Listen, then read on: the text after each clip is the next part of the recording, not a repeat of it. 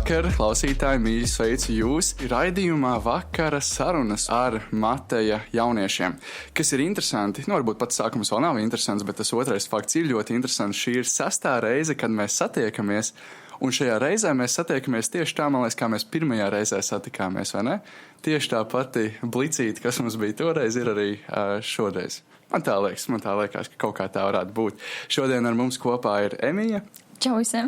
Ar mums ir Matīs. Labs vakars. Un ar mums ir Justs. Labs vakars visiem.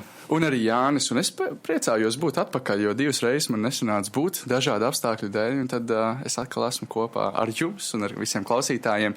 Un šodien mēs turpināsim domāt par līdzīgām tēmām, kuras mēs esam apskatījuši savos jauniešos. Un februāris, jau man liekas, kopš taviem laikiem, Matīs, kad tu vēl vadīji jauniešu kalpošanu, mums ir bijis parasti diezgan tematiski saistīts ar attiecībām. Jā, varētu teikt, ļoti paredzam. Jā. Bet tā ir šo attiecību tēma ar jauniešiem. Mēs varam praktiski vienmēr runāt, tā ir aktuāla. Varbūt tur kādu brīdi attiecības veidojās aktīvāk, varbūt kādreiz netika aktīvi, bet tik un tā jauniešiem tās fonā kaut kur ir. Viņi par tām redz un dzird skolā, un noteikti ir šie dzīves mirkļi, ka tās alkas pēc tā otrā cilvēka ir lielākas. Un tad šodien mēs gribam kopā ar jums apskatīt kādas no šīm svarīgajām tēmām, piemēram, par to, kā mums pašiem sagatavoties labām attiecībām un arī būt labās attiecībās tieši kā šie cilvēki, kas ir tajās. Tāpat mēs domāsim par tādu tēmu, kā vai mums ir jāmeklē tiem no jums, kas vēl varbūt neesat atraduši, vai mums nav jāmeklē šīs attiecības, tad arī domāsim par to, kas ir un kas nav īsta mīlestība, jo bieži vien mēs varam sajaukt, un tad arī, protams, runāsim par dievbijīgām robežām, kas tad ir kādas lietas, kurām mēs pasakam nē vai pagaidi, pirms mēs stājamies laulībā. Tāds apmēram ir tas vakara izskats, un par to mēs domāsim. Un jā, šodien, kas mēs esam? Mums ir vīrs, kurš ir precējies 13, 14 gadus. Jā, 14 gads. 14. gads laulībā. Mēs ar sieviņu esam precējušies pēc 3 dienām būs tieši 2,5 gadi, ja nemaldos. Jā, Jūs kā tur ir? Jūs mums ir viszinošākais. Es būšu neitrālais novērotājs. Treneri jau nespēlē. Jāni, kā jums ir? Es zinu, ka mēs, kad vadījām ar Elīnu jauniešu, tad bija diezgan novērojams, ka paceļ attiecību tēmas, tad arī apmeklējums tā. Jūs tā ieraudzījāt tādu novērojumu? Laikam tieši šāda korelācija nav bijusi. Pirms vēl 3 gadiem, kad varbūt mums tie jaunieši vēl nebija tik liels tas apmeklētāju skaits, tad bija tā, ka uz tām tēmām parādījās no kodiem, piemēram, ierastajiem vidēji 28, 30, tur sanāca varbūt kā 35, 40. Tā tēma pacēlās interesanti, bet tagad, ja mēs skatāmies tos vidējos, man liekas, baigi nē. Varbūt mums tur janvārī, cik mēs tur dzirdējām, bija daudz saslimuši un tā. Tad februārī, man liekas, bišķiņi tomēr pacēlās, bet es nezinu, vai tā tieši korelācija ar to, ka mums bija tēma par attiecībām. Okay. Mums gan tā likās ar komandu, ka pacēlās, tāpēc, ka bija pa mīlestību. Pēdējā reizē 70 cilvēki bija. Wow. Tas ir forši pacēlās diezgan. Taisnība, jau 70 cilvēki tiešām pēdējā reizē. Tā atkal bija viena no tām reizēm, kad tā aizbalkona zāle likās tāda pilna. Un tā ir tieši robežu tēma. Un es vienmēr esmu bijis fascinēts par to, ka tāda tēma, kas neizklausās, varbūt populāra. Populāra robeža. Kurš grib domāt par robežām? Kurš grib likt kaut kādas robežas tagad laikā, kad visi runā un sludina par brīvību, bet redz, kā sanāca tieši vairāk jaunieši. Tiešām slavu Dievam par to, ka jaunieši ir ieinteresēti tajā tēmā un viņi ne tikai, piemēram, grib veidot attiecības, bet grib arī redzēt, ko raksti par to saka un kā veidot dievbijīgas attiecības. Par to mēs varam visi priecāties. Ko jūs sakat, ka iesākam kā vienmēr kādu nelielu spēli, lai pārbaudītu. Es nezinu, vai tu vari saukt par atjautību, varbūt Erudīcija. Varbūt. Šoreiz tā nav tāda kā vairāk jautrībai, lai gan es domāju, ka man būs jautri uzdodot šos jautājumus. Mēs iekāpjot mašīnā, jūs tam jautāju, kā tu par to jūties, jo es viņam atbildēju, man prieks, ka man nav jāatbild uz šiem jautājumiem, kas varbūt tas, kurš jūs intervē. Nākamreiz mēs tev uzdosim. Nē, labāk.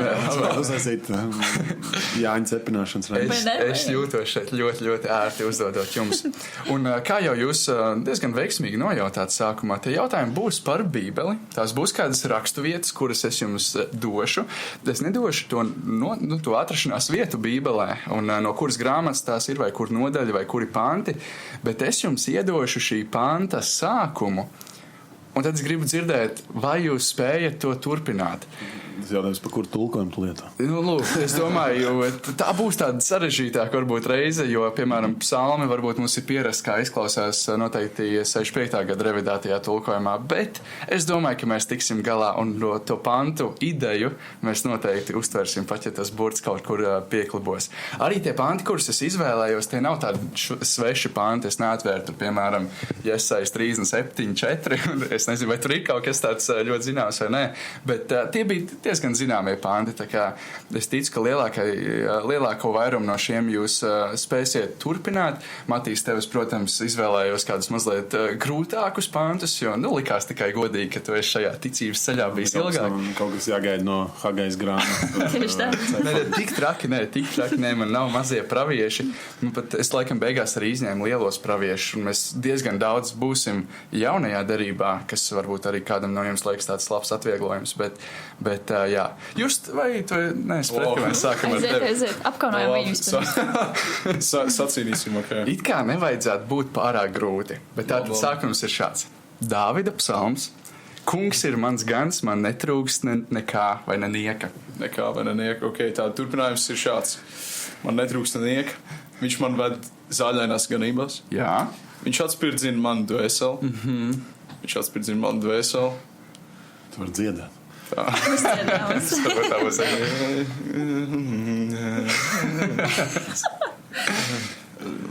Labi, ka šis ir laiks, ka pārceltās vakara sarunas, ka tagad kāds nemēģina iemikt, vai ne? Tur 10:00 un jūs ar dungo savā meldiņā. Tā, cik daudz man jāskaita? Es gribētu, lai tu pirmos 3 pantus pasaki. Pirmo pantu, man liekas, es jau tā esmu pilnībā nolasījis. Dāvida psalms, kungs ir mans gans, man netrūks nenieka. Jā, viņš man ved zaļainās ganībās, viņš atspirdzina manu dvēseli. Jā. Kas pēc tam sako? Tas mēls gals, tas saprot. Jā. Viņš atspirdzina manu dvēseli. Vienu ļoti tā pēdējā 3. panta daļa man pat liekas tāda pasarežģīta, bet starp šīm 2 ir vēl viena, ko man liekas, tomēr tā ir tāda zināmāka. Zāļainās ganībās viņš man gulda, man dvēseli atvelcē, bet kas ir pa vidu? Tad tu pa vidu kaut kas ir? Tur kaut kas vēl ir pa vidu, jā. Vai kāds grib palīdzēt jūs tam šī cīņa izstāst, varbūt mazliet? Tagad, draugi, es apsolu, ka es māku viņu noc. Matīs, tu zini? Es reāli neatceros. Man izsit tas tulkojums vienkārši. Jā, man arī izsit tulkojums. Man liekas, ka, ja mēs gribam pēc 65. gada revidētāja, vai ne, tas kungs ir mans gans, man netrūkst nenieka. Viņš man liek ganīties. Jā. Zaļainās ganībās. Jā. Viņš man atspirdzina manu dvēseli. Viņš mani vada pie... Skaidra ūdens? Jā, pie rāmiem ūdeņiem vai skaidra ūdens viņš mani vada. Ļoti labi, ok, to mēs būsim apskatījuši. Matīs, tagad tālāk tev būs kaut kas no romiešiem un 8. nodaļas. Bet tu izmanto normālu tulkojumu. Protams, man ir tikai normāli tulkojumi. Tev tikko bija saruna ar Ilmāru, vai ne, ka mums visi tie ir diezgan sakarīgi. Un mēs zinām, ka tiem, kas Dievu mīl, tiem, kas Dievu mīl, visas lietas nāk par labu, jo viņi pēc viņa iepriekšēja nodoma aicināti. Jā, tas ir ļoti precīzi. Tas ir mūsu mācītājs. Tas ir mūsu mācītājs, viņš pazīst rakstus. Tieši tā. Sieviņ, te var būt tāds vienkāršāks pants, vismaz pirmais no visiem. Nevajadzētu teikt, ja nu es neuzminēšu. Nē, bet šo man liekas, šo pat varbūt kādu nekristiešu spētu noticēt, jo Dievs tā pasauli mīlēja. Kad deva savu vienpiedzimušo dēlu, kurš tik ļoti mūs mīlēja? Nē. Jo Dievs tā pasauli mīlēja, ka deva mums savu vienpiedzimušo dēlu. Lai ik viens, kurš uz viņu tic, tiktu glābts un nepazustu. Nepazust, bet tam būtu mūžīgā dzīvība. Tam būtu mūžīgā dzīvība. Ļoti, ļoti laba parafrāze, neko tu neizlaidi. Es jau zināju, ka tu domā to uzdos. Tālāk mēs ejam atpakaļ pie Justa, un tev arī kaut kas no romiešiem. Jūs esat studējāt romiešus. Kādu laiku atpakaļ, bet jā. Nesen. Jo kāds gads būs riņķī pagājās. Labi, jā, šaugaļā. Bet romieši jāzina, vai ne? Netopiet šim laikam līdzīgi. Vai šai pasaulē līdzīgi? Bet atjaunojieties garā, tā kaut kas atjaunojieties garā, tur kļūdami tā. Uz to pusi domā. Jā, sākums ir ļoti labs. Bet pārvērtieties, atjaunodamies savā prātā, lai... Kāpēc? Lai. Iemesli var būt dažādi. Tā jau ir. Lai saņemtu Dieva svētību. Savā ziņā. Ok, nu redziet, doma bija pareiza. Kāds zina precīzāk? Netopiet šim laikam līdzīgi, bet pārvērtieties, atjaunodamies savā prātā. Jā, lai saprastu savu tēvu gribu, kaut kas tam līdzīgs. To es esmu pareizāk. Tas ir labs un tīkams, jā. Jā, lai jūs izprastu, lai jūs varētu izprast, kas ir Dieva griba, to, kas ir labs, tīkams un pilnīgs. Nu, pa visiem kopā izdomājam. Ok.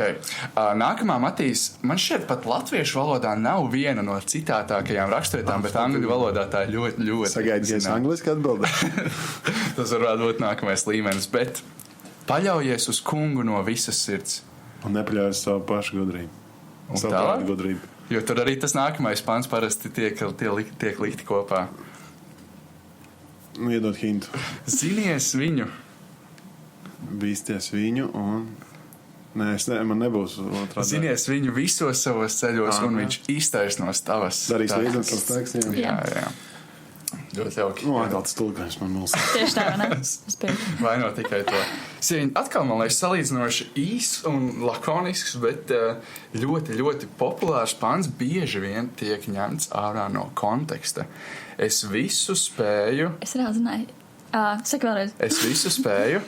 Tā spēkā, kas dara mani stipru. Jā, kas mani dara stipru. Vai jaunajā tulkumā, kas man dod spēku. Es to rakstīju uz bučiem futbolā, tāpēc es nezinu. Bet mēs tāpat zaudējām. Viens no labākajiem piemēriem, kā ņemt ārā no konteksta. Es biju labs piemērs, jā. Jā, šis pants ļoti, ļoti fenomenāls pants, ja pareizi atceros, Pāvils runā par to, kā viņš dažādām dzīves situācijām kalpojot gājis cauri, kā viņš ir bijis pārpilnībā, kā viņš ir bijis trūkumā. No cietuma.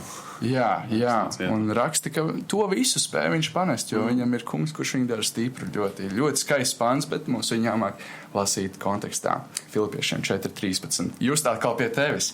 Labs ir. Šos arī vajadzētu, tā kā zināt, sākumā vai iesākumā Dievs radīja debesis un zeme. Ok. Tā iesākumā Dievs radīja debesis un zeme. Jūra un putns, kas tajā kaut kas tam līdzīgs, jūra un debesis un zīves tajā. Nē, tur vēl ir neliels apraksts par to, kas bija. Pagaid.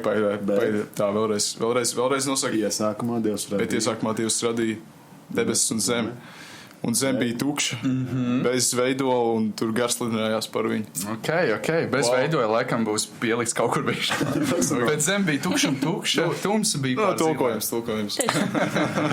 Dieva gars lidinājās par ūdeņiem. Tā bija svarīga. Mēs vakar Alfā apskatījām šo brīnišķīgo pāntu. Dieva gars jau pašā sākumā. Tā, Matīs. Šo tu esi citējis, man liekas, ļoti daudz. Bieži no savu tulkojumu. Man liekas, šo gan tu esi no savu tulkojumu. Mums viens tulkojums atvērts. Ok, labi. Bet, un ja tu ar savu muti apliecināsi? Savā sirdī ticēs, ka Kristus ir kungs, tad tu tiks glābts. Un tālāk, jo arī nākamā panta daļa, jo ar savu sirdi tic un ar mutes liecību iegūst un pestīšanu. Neprecīzi tulkojumi, neprecīzi atstāstības.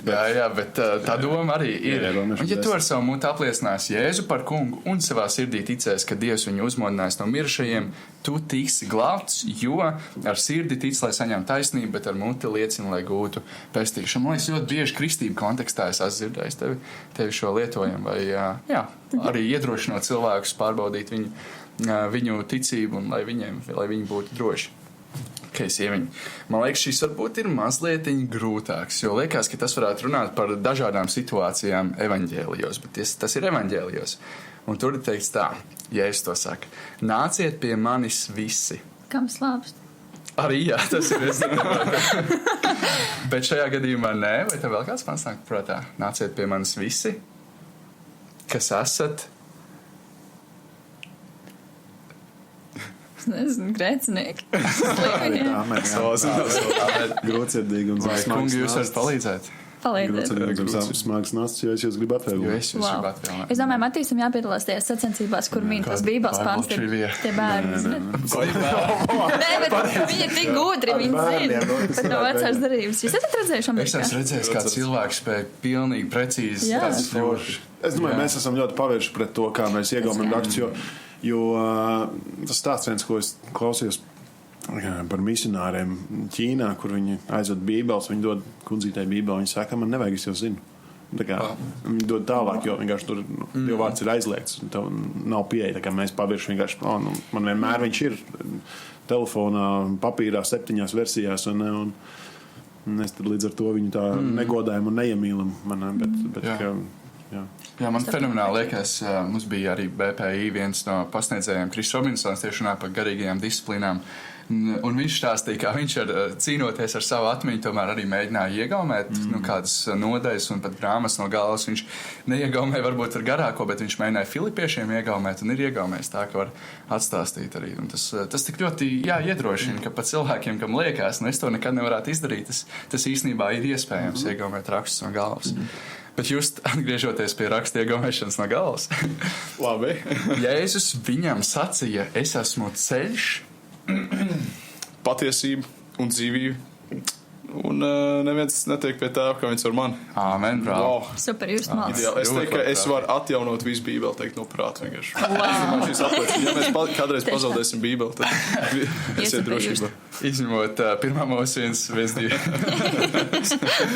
ļoti svarīgi plāni, bet jā, Jāņa 14.6. tas bija Matīs.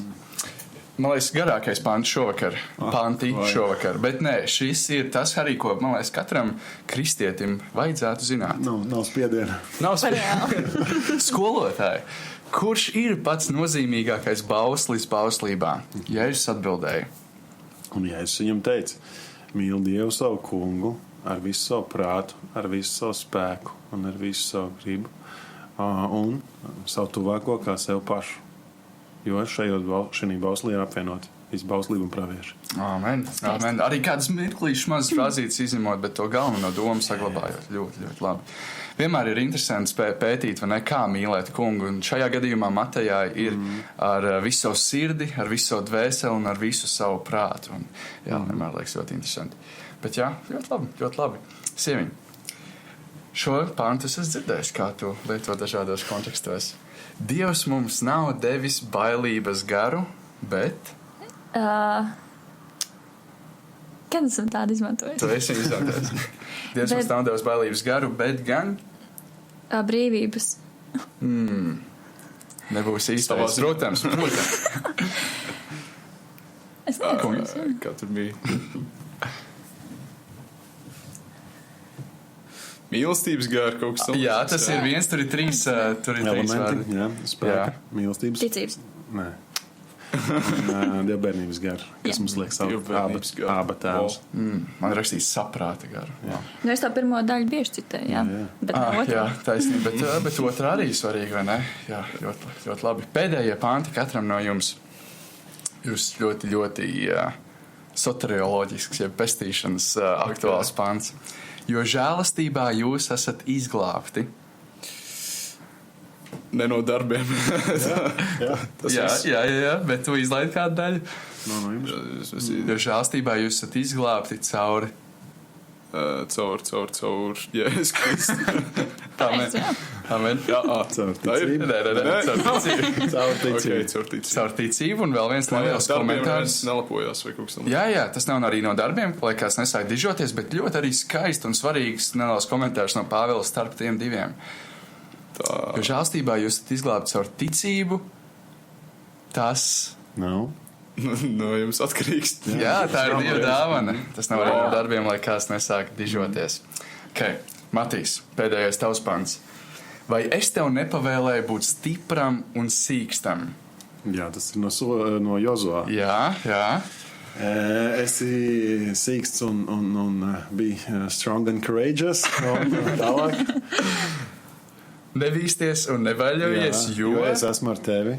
Jo kungs Dievs ir kopā ar tevi, lai kur viņš tur pirmajā nodaļā Jozuā, tur viņš kāds 3 reizes to saka. Jā, mēs ar Justu šo kopā studējām. Es padomāju sākumā viņam to jautāt, bet jā, es sapratu, ka īstenībā viņš ir grūts to atcerēties, tīpaši to 2. panta daļu.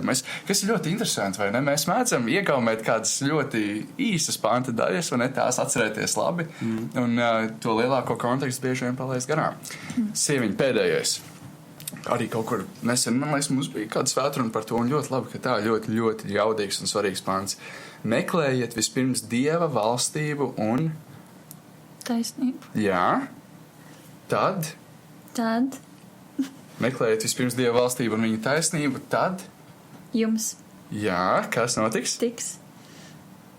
Tiks, jā. Nopietni? Laikam vajadzīga palīdzību studijā? Tad jums tiks.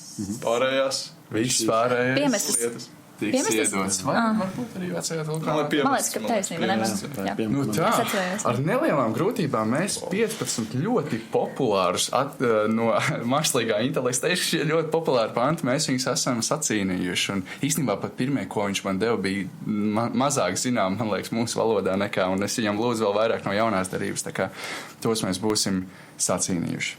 Bet tagad mums ir laiks pievērsties mūsu tēmām, par kurām mēs esam domājuši jauniešos.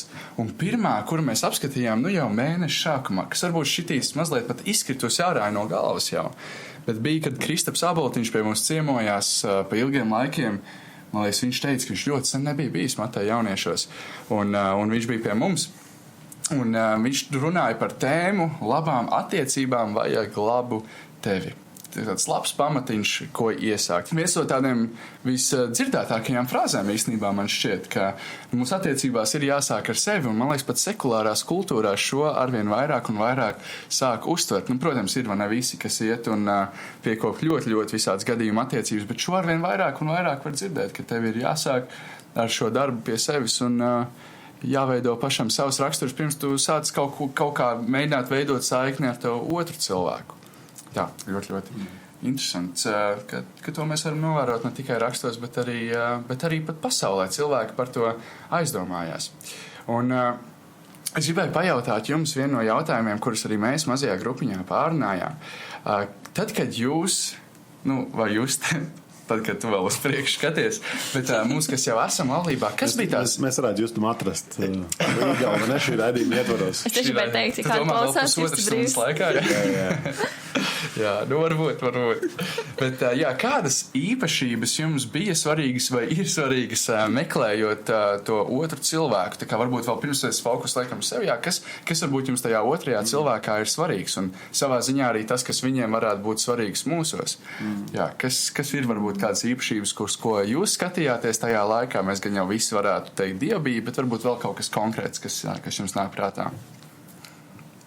Droši izskaties. Nē, jūs jau var iedot. Es pēc tam padomāšu tās labākās atbildes. Jā, man īstenībā tas filtrs, viņš bija skaidrs, bet viņš nebija ļoti sarežģīts. Tā. Es biju, tā arī bija tāda pārvērsta kā lūkšana man, kad es lūdzu par Dievu, par savu nākotnes līgavu, par sievu. Es nācu Dievu priekšā un es teicu, Dievs, es lūdzu, ka viņa būtu skaista, ļoti āršķīga, ļoti, varētu teikt, vienkārši, vai ne? Es lūdzu, lai tās simpātijas būtu abos virzienos, ka es arī viņai patiktu kaut drusciņu. Jā, tu pārējais būs, ka... Un trešais bija, es lūdzu, lai viņa no visas sirds mīlētu Dievu. Un es domāju, par tiem pirmajiem diviem man likās, tur jau es tikšu skaidrībā kaut kā. Bet kā ar to trešo tikt skaidrībā, jo, kā arī baznīcā bieži vien dievkalpojumos, pasākumos, tu katru cilvēku nevar pārbaudīt viņa sirds stāvokli, nevar ielīst viņa prātā, kāda ir viņa motivācija, kāds ir viņa personiskais piedzīvojums. Protams, caur sarunām tu to arvien vairāk un vairāk var noskaidrot un tā, Bet kad es lūdzu Dievam, es visvairāk šaubījos par šo, un šis bija man īstenībā vissvarīgākais kritērijs. Tā kā tu teici, vai ne, ka mēs visi par to varētu vienoties. Un es domāju, ka tas it kā labi skan, ka mēs visi varētu par to vienoties, bet tā ir realitāte. Ļoti daudz šo neuztver kā tādu kritiski svarīgu elementu. Un manā gadījumā tad, kad iepazinos ar Elīnu, ar savu sievu, viņa mācījās Baltijas kalpotāju skolā, kas kā reizi man lika nopietni saprast, tādu iestādi tu neej vienkārši tā.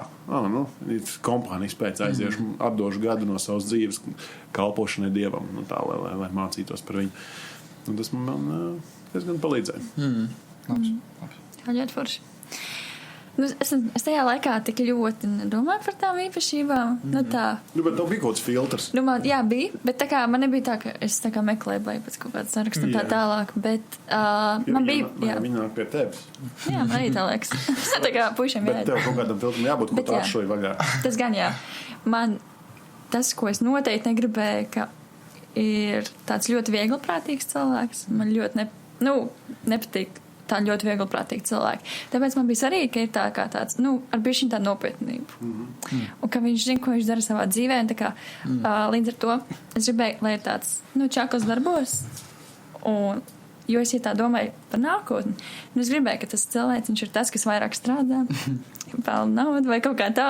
Un tas man bija svarīgi. Tā kā, es teiktu, man arī vecāki tādā ziņā labi uzaudzināja, jo tēvs mums ļoti rūpējās par ģimenīti. Un es domāju, tas bija tāds piemērs, kas arī gribēja, ka mans draugs tajā laikā, mans vīrs arī varēs rūpēties un arī vadīt. Un es atceros par Jāni, man ļoti iekrita acīs tas, ka viņš vadīja tos jauniešus un kā viņš vadīja. Jo tajā laikā jūs ar Simonu bijāt ļoti labi draugi, un viņi arī ļoti slavēja Jāni, kā viņš vada un tā tālāk. Un tā kā, tā vadīšana, tā atbildības uzņemšanās man bija ļoti svarīga. Kas vēl? Izskats arī bija svarīgs. Tā jau ir principā tā ziņā. Izskats arī bija svarīgs, jā. Jā. Tas noteikti. Jā, bet arī interesanti tas, ko tu saki, arī ļoti, ļoti bibliski, vai ne, kad mēs lūkojamies uz tām vīriešu, sieviešu lomām, Bībelē vīram ir dot tādu, savu atbildību vadīt, spēt parūpēties, atnest mājās un to varību, lai gan ir, vai ne, kas? Medījumi, jā. Kas vienīgi interesanti, ko es esmu dzirdējis komentāru, un tas varbūt arī mazliet ārpus šīs tēmas konteksta, bet pamācībās 31, es zinu, ka arī tur tai sievas lomai tas ir pierakstīts, un daudzām tas reāli arī sit korķis ārā, bet es nezinu, vai mums ir tas mirklis iedzināties tajā, bet skaidrs, ka tā vīrišķa atbildība ir, spēt gādāt. Noteikti, tā kā noteikti, jā. Es ļoti daudzām dāvām, kas vismaz ir ticīgas, ir ļoti rūp tas, ka vīrs ir, kas, ja ne vēl uzreiz spēja parūpēties, bet vismaz domā un mēģina būt tāds čakls un strādīgs un cītīgs, jā. Jā, man bija svarīgi, ka man jau jāatkārt, tā kā ka tas cilvēks, ko viņš pasaka, to viņš izdarīs, ka nav 100 reizes jāatgādina par kaut kādām lietām. Tā, ka es zinu, ka parūpēsies. Tādas īpašības man ļoti svarīgas ir. Tā. Jā. Pirms vēl jūs mums dod pareizo atbildi, kas ir. Viņš jau GPT jautā, ko atbildēt. Rakstiet, meklē. Jā, es tev, man liekas, ļoti, ļoti piekrītu. Arī tas laiks bija tāds, man tas bija tāds pusauģu vecums un noteikti attiecības bija prātā, bet tajā mirklī es biju tikko sācis iet jaunā skolā, kuras mācījos par video operatoru un tikko biju sācis jauniešu kalpošanu. Un arī nebija tā, es tagad meklēšu savā vecumā cilvēku un tad iešu caur tādam varbūt sarakstiņam, savam sarakstam, ko es esmu izveidojis. Bet skaidra lieta, tas, kas manī tevī ļoti, ļoti piesaistīja, man liekas, varētu teikt, ka tā bija 19. Tā bija 20. gada rudens. 19. Kas tu vēl atcerās? 20. gada. Kādu rudenu tur nav? Kad mēs pirmo reizi satikāmies? Kad tu atnāc uz Rīgu? 21. 21. gada. Vēl tik nesen. 26. gads laiks skrien ļoti ātri. Nav tik nesen. Jā, bet un tā varētu teikt, ka tajā mirklī tā vēl tās attiecības ar Dievu, viņas bija tādas svaigas un jaunas. Es neteiktu svaigas un jaunas, es jau ļoti ilgi kristēju, bet tas bija tieši nāks no ļoti sliktas perioda savā dzīvē. Tieši atnākusi no tā. Jā, un tu biji šajā Journey programmā, ko mums arī tagad ir privilēģija vadīt un mēģināt arī līdzīgu ieteikumu atstāt citu studentu dzīvēs, piemēram, Justē. bet tas, kas ir ļoti, ļoti, man liekas, manī tevi, piesaistīt tevi, protams, skaistums, es jau neliekšos neko teikt, tam ir vienkārši brīnišķīgi skaista sieviete ir. Bet viņa cēlās visā tajā gadā, kad mēs tur sākām runāties un tā, kad mēs arī sākām draudzēties. Viņa, man liekas, gandrīz neizlaižot dienas, katru rītu 5 cēlās, lai vairāk iepazītu Dievu. Tā. Katru rītu cēlies līdz ar to modinātāju, kur tu dzirdēji 3. stāvā skanā manā. Taisnība, jā, mēs ar Edgars Deksu cēlāmies katru dienu vienā tajā pašā laikā. Jā. Man vienkārši bija Dievs pamudinājis katru rītu celties 5 no rīta, pilnīgi no Dieva. Es tāpat neceltos 5 no rīta. Katru rītu celties, lasīt viņu vārdu, būt tādā lūkšanā. Un tas gads man ļoti izmainīja kaut kādu man perspektīvu par Dievu, un arī es ļoti iepazinu Jēzu Kristu personīgi no tā. Jā, un dāma, kas ir tik skaista, ar ko mums tik labi arī sapasēja tie raksturi, un mēs arī bijām tādi jautri un tādi savā ziņā arī uz āru vērsti, uz tādu uz tādu savstarpēju draudzību, bet arī, ka citu draugu klātbūt mums bija forša un laba. Un tas vēl, ka tu tik ļoti dzinies pēc Dieva un mēģināji viņu iepazīt, tas man likās vienkārši tāda skaista bildīta kopā. Un tas apmēram bija tāds mans filtrs. Es saku, arī tā varbūt nebija tāda lieta, ko pēc kā es tā baigi aktīvi gāju. Es reāli priecājos, ka Dievs tā to visu savā laikā sakārtoja, kā viņš sakārtoja. Un mēs varējām apprecēties arī diezgan ātri, un tagad jau 2,5 gadus būt laulībā. Bet noteikti tas, ka tās āršķirīgās lietas, bet arī tā dziļā vēlme vienkārši celties un pētīt Dievu vārdu, lūgt, tas noteikti bija tas, kas iekrita acīs. Bet, Emī, vai tu vēl celies 5 vairs, jau ne? Es negribu apvainot savu vīru. Es apprecējos ar cilvēku, un man ļoti patīk gulēt.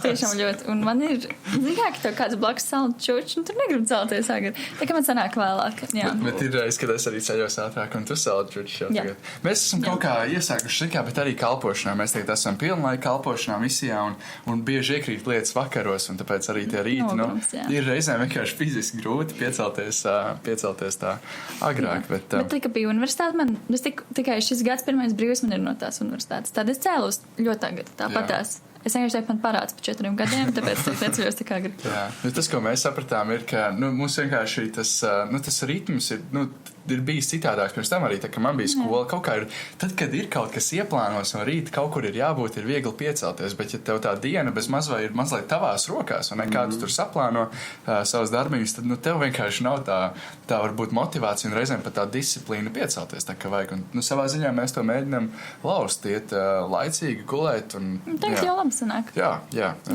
jaunieši nav ļoti vēl pie mums jau arī bija tagad iepriekšējā semestrī diezgan daudz, kad nāc pie mums, un tā vēl sanāca.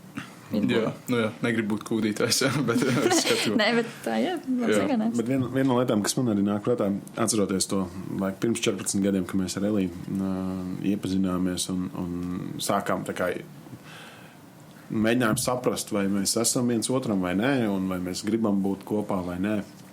Es atceros vienu pastaigu, kur mēs gājām un runājām tieši par to, ko viņi bija mācījusies, un viņiem bija, man liekas, toreiz mācīties. Mihals Dmitruks bija par laulību runājis. Un mēs kaut kā aizrunājāmies par šīm prioritātēm, ka Dievam ir jābūt pirmajai prioritātei un ka laulība un attiecības tā ir tā kā šī piemetamā daļa, ko mēs lasījām, dzenēties par priekšpēc Dieva valstības un vispārējās lietas jums taps piemests. Un mēs arī tieši runājām, ka mēs tajā brīdī mēs jau bijām kā pāris, mēs teicām, mēs gribam būt tā piemetamā daļa viens otru. Nevis ka, redz, mēs tagad baigi strādāsim, lai mūsu attiecības ir tādas vai šitādas. Un, protams, ka ir jāstrādā pie attiecībām, vai ne? Bet mūsu gadījumā tas bija. Es atceros, ka tas bija tāds ļoti īpašs mirklis, ka es sapratu, ir iespējams, ka mums ir pa ceļam ilgtermiņā, kur iet. Un mēs ļoti ātri, kopš brīža, kad iepazināmies, sākām draudzēties un sadarinājamies, un tad jau arī bišķiņ vēlāk apprecējāmies. Vispār tu man arī atgādināji, kad mēs Jančuk arī draudzējāmies, tikai Jānis arī vienmēr teica, ka Dievs ir pirmajā vietā, tad ir kalpošana un tikai tad mēs. Un tas man arī bija ļoti... Kas, protams, laulībā mainās. Laulībā mainās, jā. Ir Dievs laulība un tad ir tā kā pārējais, tā ir. Bet es atceros, ka to es ļoti novērtēju Jančukā. Tā kā nebija tā... kāds mēs stāvāt starpā. Kalpošana, tiktu kaut kādā ziņā atstāt novērtā tādēļ, ka mēs tur draudzējamies un nesam tas man bija tāds, green flag. Bet jūs, kā ir, kas ir tā lieta, kas mums ir jāmeklē? Kas tās filtrs, jā? Otrajā cilvēkā. Teikšu tā, es teikšu tā. Bez tās dievbijības, bez skaistuma, teiksim tā, jāskatās uz lai mīl cilvēks, teiksim tā otra puse, vai nav tāds bišķīt egoisms, vai tāds sakāps galvā bišķīt. Tas varbūt man tāds aktuālākais. Tu pēc dievbijības atradi reāli otro pareizāko atbildi, jau vienkārši šāva, ne? Ka mīl. Mīl cilvēku. Ļoti svarīgi. Jo man liekas, ja tu nevar sastapt ar daudziem cilvēkiem, bet citādi, man nav tik es domāju, nav atstrādāts, bet jums jau arī vajag atstrādāts, cik es te dzirdu. Bet pareizi jau tu saki arī, Salmans saka, vai ne? ka skaistums tik māņi, jaukums tik māņi, skaistums nieki, sievās slavē par viņas dievbijību. Tas viss ir kaut kāds skaistums, un kā es reizēm runāju ar jauniešiem, vai kā, tas seksīgais jau pazūd vienā brīdī, bet skatās tās sirds ir daudz svarīgāk. Un man liekas, ka forši, protams, ka tas ir forši un tā ir jābūt, ka jaunam vīrietim patīk šī jaunā sieviete, un tāpēc viņi veido draudzību, kas pāraug laulībā un otrādi, vai ne? Ja tev tā kā nepatika un riebums pret otru, tad varbūt tā, bet pirmām kārtām jau jāskatās arī uz to sirdi. Jā, piekrīt. Jā, tāpēc domāju, vajag standarts, bet nevajag pārāk daudz standarts. Bet es domāju, tas varbūt pašsaprotam arī. Vajag padomāt, bet nevajag pārāk daudz padomāt. Tieši tā. Man vispār, ja es drīkst vēl piekomentēt par to, vai ne, kaut kur dzirdēju, sanāk laika atpakaļ par to kalpošanu, pēc tam to laulību, vai ne? Tā, ka tu aprecies, tad tavu, vai ne, tā primārā kalpošana kļūst, tomēr tā tavu ģimeni, tādā ziņā, tu tā, tas shifts, tā pārmaiņa notiek, jā. Tā taisnība, jā. Man arī liekas, ka tu kaut kā, varbūt tev nav tie visi, vai ne, sarakstīņš, bet tu pievelc to cilvēciņu, man liekas, kāds arī tu esi, un tu jau nesies ar kādu kopā, kurš tev reāli nepatīk, tā kā tāds kāds tu esi, man liekas, tā tu arī pievilks. Lai gan parasti jau ir arī tā, vai nedzirdēs par tiem pretējiem poliem, lai gan mēs ar Emiju esam, tikai tas pastāv, tas princips, bet mēs to, nekad neesam ieraudzījuši, tiešām, reāli pretēji poli, kad cilvēki par galīgi nesadara, jā, ir, protams, visiem cilvēkiem ir atšķirības, bet tomēr, pievēlāk jau... Jānis ir smieklīgāks. Viņš saprot vairāk, es, piemēram, joks, es nesaprotu, es sāku traudāt, bet viņš saprot. Bet tas ir normāli, jo Džeki caurmērā ir smieklīgāk. Es ar Kēlienu šo klausās. Bet tas ir arī no psiholoģijas viedokļa, jo vīrieši vairāk caur rotaļu arī apsties kā ar bērniem, vai ne?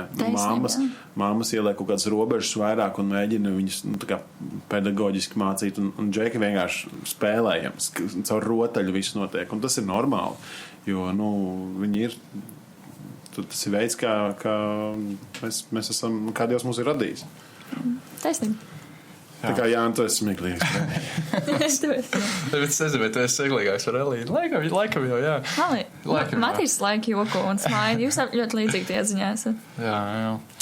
Kā ar Justu ir, bet mēs viņu vēl nevaram pateikt nekādu. Es visu laiku asprātoju Justu. Kas būs tas cilvēks, ko Dievs atradīs tavā dzīvē? Paldies, ka tu domā par to. Jā, vienmēr ļoti interesēs. Kaut kā mēs spriedām ar Eliju vienu man draugu arī, ka mēs reāli nestāvam tā priekšā tā bilde, vai ne, kā būs. Bet mēs gaidām to Dienu. Būs izredzēti. Jā, bet varētu būt laiks pāriet uz nākamo tēmu, un kas būs ļoti, ļoti interesanti, ja jums liekas, varbūt mēs neesam līdz galam vēl izskatījuši šo. Man liekas, ka šīs divas ļoti cieši sadarbojas viena ar otru. Viena varbūt vairāk runā par to strādāšanu ar sevi, un tā otrā par meklēšanu vai nemeklēšanu. Bet kā jums liekas? Vajag meklēt vai nevajag meklēt? Es reizi pateiktu. Mans viedoklis. Jā. Man liekas, ka meitenēm nevajag meklēt. Zēne, es tikai nezinu, kā zēnēm, man liekas, viņiem ir jāpačeko, kas te pa meiteni atnāk uz jauniešu vakaru. Es nezinu. Džek nāca uz jauniešu vakaru. Tā kā, es nezinu, kaut kā jau ir jāizveido tās attiecības. Un ja tu baidies uzrunāt, un sākt iziet laukā, kad tā būs meitene, kādreiz, kā tu apprecēsies. Bet meitene, mans viedoklis, meitenēm nevajag. Tā, kad pie tevis atnāk. Man tev pretjautājums ir arī, piemēram, nevajag meklēt, vai tas ir tā kā, arī nebūt atvērtam.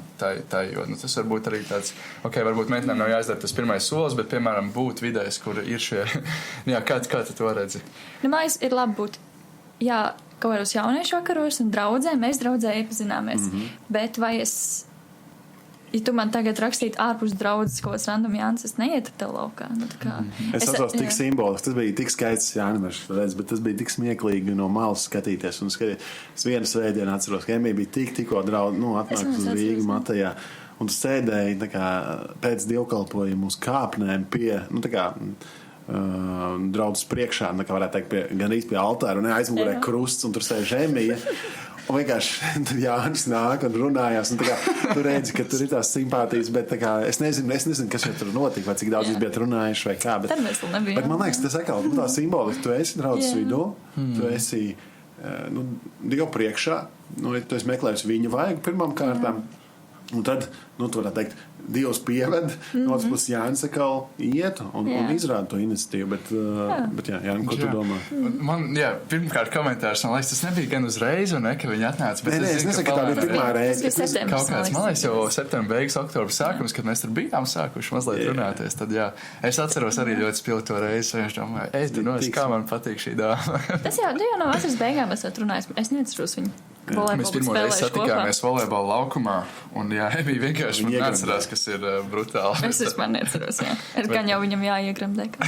Gan jau, ka nē, man liekas. Visticamāk, Nēc tā iespaidu. Tiešām, man volejbola spēle bija, laikam, netik labā līmenī.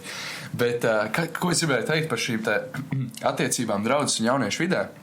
Man liekas ļoti interesanti, ka dažādos sociālajos tīklos, mēdījos, rīlos tieši, kur bieži vien ir šie nelielie skeči, tiek parādīti, kā šie jauniešu mācītāji vai jauniešu vadītāji galīgi negrib bez mazliet, lai jauniešu starpā veidojas kaut kādas attiecības vai kaut kas tāds, tur kāds paskatās viens otram virsū un tur uzreiz jāiet sarunu taisīt.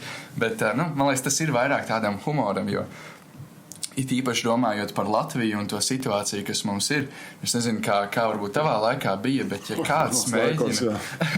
bet mums vismaz liekas, ja kāds runājās savā starpā, un tur var redzēt to simpātiju, un kaut kas tur raisās, un tas notiek tādā veselīgā, labā veidā, tas notiek draudzē. Īstenībā man nevis tāds, tur uzreiz jāiet runāt, bet reāli par to var līksmot, ka kaut kādas attiecības veidojās, jo kas būs, citādi draudzē. Mēs redzam, ka tās draudzītes, kurās novecot, tur tiešām bieži vien ir kādas vientuļas dāmas paliek, un tur iztrūks tieši tie vīri, kas var būt un uzņemties atbildību. Un tāpēc liekas, cik svarīgi ir, ka draudzēs un pat arī jauniešos kaut kur sāk veidoties tās attiecības, un ka ir tā veselīgā vide, par ko tu runāji, ka tieši tur var kaut kas veidoties, kaut kas notiek. Un tīpaši domāju par Latviju, kur man liekas, mums trūkst kristīgas, dievbijīgas ģimenes, kur trūkst tādas ģimenes, kurās bērni dzimst daudz un tiek audzināti arī caur ticību, un kur ticība tiek mācīta.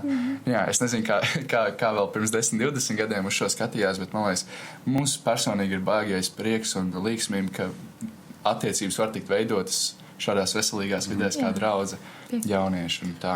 Es domāju, tur ir ļoti svarīgs tas elements, ka mēs pieskarsimies vēlāk par tām robežām, jo tā vide var būt laba, vai ne? Bet, ja tur nav robežas un nav skaidrs, šie draudzēšanās noteikumi, kas ir pieņemami un pieļemami, tur var ļoti, ļoti sāpināt viens otru un sanākt liels kaitējums un aizvainojums un sāpes.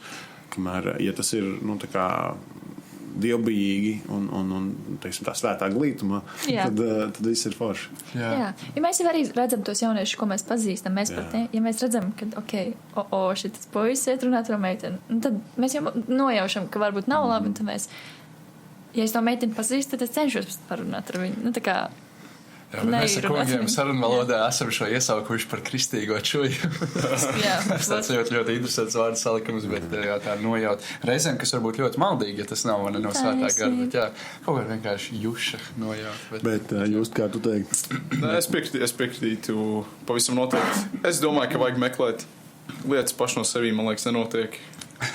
Notiek dažreiz, ja tu neesi galīgi dīvains un antisociāls, tad viņš arī paši no sevīm notiek. Bet lielākoties nenotiek, un es domāju, lai nebūtu tikai man liekas vai neliekas, es teiktu, pirmām kārtām tā raksturiet, ko mēs jau iepriekš runājām, pa priekšu dzenieties pēc dievvalstības, un viss pārējās lietas tiks piemests.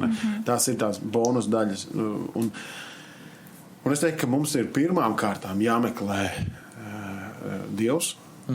Tādā veidā tas arī iet rokā ar to tēmu, ka labām attiecībām vajag arī labu tevi. Tu pieaudz garīgi, tu pieaudz Dievu līdzībā. Tevi iemājos svētais gars. Tu skaties, kas ir tas, no kā tu gribi tikt vaļā savā dzīvē. Tu kalpo draudzē. Tu esi iesaistījies. Un tas ir, tā man liekas, pirmkārt, pat pirms tu sāci, ko tur acis vērt vaļā, kas te man ir apkārt, tā ir vide, kurā tu veidojies. Tu veidojies par kaut ko labāku, par savu labāku versiju, kas, man liekas, ir veselīgi. Otrs ir, tu tajā brīdī, kad tu atver tās acis, tu ieraugi, kas ir tie cilvēki apkārt, kam ir līdzīgas vērtības, kam ir līdzīgi pamats zem kājām. Jo, man liekas, Timotejs Kellers runā diezgan daudz par šiem viltus dieviem un elkiem Un viņš arī runā, ne, ka tavs laulātais partneris, tavs sieva vai jebkurās attiecībās, vai ne, tā meitene, ja tu viņu ieliksi Dieva vietā, vai ja tu meiteni to puisi ieliksi bez maz vai Dieva vietā, viņš kļūst par elku, un viņam tas kronis ir pa smagu. Vienkārši, tu vienkārši vilsies viņā, viņš vils, tā kā jūs būsiet sāpināti. Un ja mēs meklējam Dievu visu pirms, tad tas pārējās lietas viņas kā laika gaitā, bet reizē, ka turam acis vaļā, tu apsies apkārt ir tādi un tādi cilvēki, viņi kļūst lēnām arī par draugiem, jums ir līdzīgas vērtības, tu ieraugi, tu ieraugi kā tā meitene, vai viņa ir čakla, vai viņa mīl Jēzu, vai viņa ir izdarīga, tu ieraugi meiteni to džeku, vai ne, vai viņš mīl cilvēkus, vai kā viņš pret bērniem svētdienas skolā izturās. Vai viņš iesaistās, vai viņš ir gatavs kalpot, vai viņš ir gatavs uzupurēt, vai viņš ir sliņķis. Tā kā, tu jau vari ieraudzīt kaut kādas vērtības, tu ieraugi, vai jums ir draudzība. Vai ne? Jo man liekas, ka tas jau arī svarīgi, ka laulībā mēs esam draugi. Mēs esam praktiski vistuvākais cilvēks mūsu dzīvē. Man Elīna ir vislabākais draugs, lai arī cik forši ir Jānis un Justs un visi pārējie man draugi, bet Elīna ir mans tuvākais draugs. Un tāpēc, ja tas nav, un tu vienkārši, Tinderī svaipo un ar atstiņām skaties, kas tev patīk, nepatīk, tu jau neredz to sirdi. Tu vienkārši esi jau sācis būvēt no nepareizās puses. Tu it kā meklē, tu gribi, tu saki, kur Džeki, teica radio, ka vajag meklēt. Tu sāc meklēt, bet īstenībā tas ir tāds, tā nav veselīga vieta, ka īstenībā pirms tu sāc meklēt ar tām atvērtām acīm, tu sāc meklēt, veidojot to vidi ap sevi, kur tu esi. Un man liekas, ka tas, ko tu saki, tā sociālā vidi, ja tu esi pietiekami sociāli aktīvs, tad jau tev kaut kādas interakcijas ar cilvēkiem būs, ar pretējo dzimumu tev būs, un tu vari saprast, īstenībā viņi saprot, viņi smējās maniem jokiem. Tas ok, labi, laikam kaut kas varbūt tur sanāks. Jā. Tas pirmais, bet jā, mēs, man liekas, Bībelē vienīgi nevaram atrast tādu kaut kādu konkrētu pamudinājumu. Man pat liekas, ka varbūt, tikai meklēt vai nemeklēt tajā kontekstā. Varbūt pat tuvākais ir tas, vīrs atstās savu tēvu māti un pieķersies savai sievai un tie kļūst par vienu miesu, jo tur varbūt no tā vīra mēs redzam kaut kādu proaktīvu rīcību, ne? Viņš atstās, viņš pieķersies, tas nav tā. Viss viņa dzīvītē notiks tā, ka viņš tagad, šādi būs. Un tur varbūt mēs redzam tādu aktīvu meklēšanu, bet arī, man liekas, es domāju arī par sevi un par saviem jauniešiem. Ir kāds vecums, kurā noteikti var to meklēšanu arī nevajag aizrauties, vai ne, puišiem. Es pat domāju par sevi, vai ne, 16 gadu, tas ir agri, un dzīve dažādi var iegriezties, mums viņi iegriezās ļoti, ļoti forši, bet, tas var būt, tik interesanti domāt par to, ja nevaram mēs novilkt kaut kādu konkrētu vecumu un gadu, kad kaut kas ir jāsāk meklēt, vai kad nevar, bet arī domājot par šīm divām tēmām, par strādāšanu pie sevis, meklēšanu vai nemeklēšanu, liels uzsvars ir uz sevi pašu, vai ne? Un ir kādas lietas, nevar gādāt par ģimeni sākot veidot attiecības, piemēram, 14 gados, vai ne? Un varbūt mums būs arī kādi piemēri, kas parādīs pretējo, ka tās attiecības var funkcionēt daudzos gados un tad līdz sagaida to īsto brīdi, vai kā mēdz teikt, bet to arī pats Matīs es teicu, ne, ka attiecības, viņas prasa to nākamo soli, un arī, ja mēs tur ātri sākam kaut ko veidot, cik ilgi mēs varam to nākamo soli atlikt, vai cik mēs to soļus spērsim, un kurā mirklī mēs reāli nesāksim krist grāmatā. Un te ir tas, ko es minēju, ne, ka ja jūs esat vienkārši draugi, tā kā jau reizēm saka, nav ilgtermiņā tādas draudzības starp pretējo dzimumu. Tur noteikti ir kāda puse, kas skatās ar romantisku trajektoriju, ka gribētu, ka tas ir kaut kas vairāk par vienkārši draudzību. Bet ja jūs esat vienkārši draudzes vidū, vienkārši kopīgi draugi, tad tā draudzība var augt un viņa attīstīties var. Un tur atkal nav tās sāpināšanas zonas tik ļoti liels. Es zinu cilvēkus, kas ir pazīstami no 3 gadu vecuma, gājuši vienā klasē un vienā draudzē, un tā kā zina viens otru ļoti sen. Bet, protams, arī tas, ko tu saki, tā draudzība, romantiskā draudzība iesākās no kaut kādiem 17 gadiem vai kā. Un tas, ko tu saki par bremzēšanu, es daudz esmu jauniešiem tieši teicu, nesteidzies ar to pirmo draudzēšanos tā iemesla dēļ, ka, kā tu saki, katram attiecībām ir vajadzīga izaugsme. Bet un iespējams... Tu saki, kā es jā, mēs tā kā viens otru papildinām, mēs pabeidzamies otru sandvičus.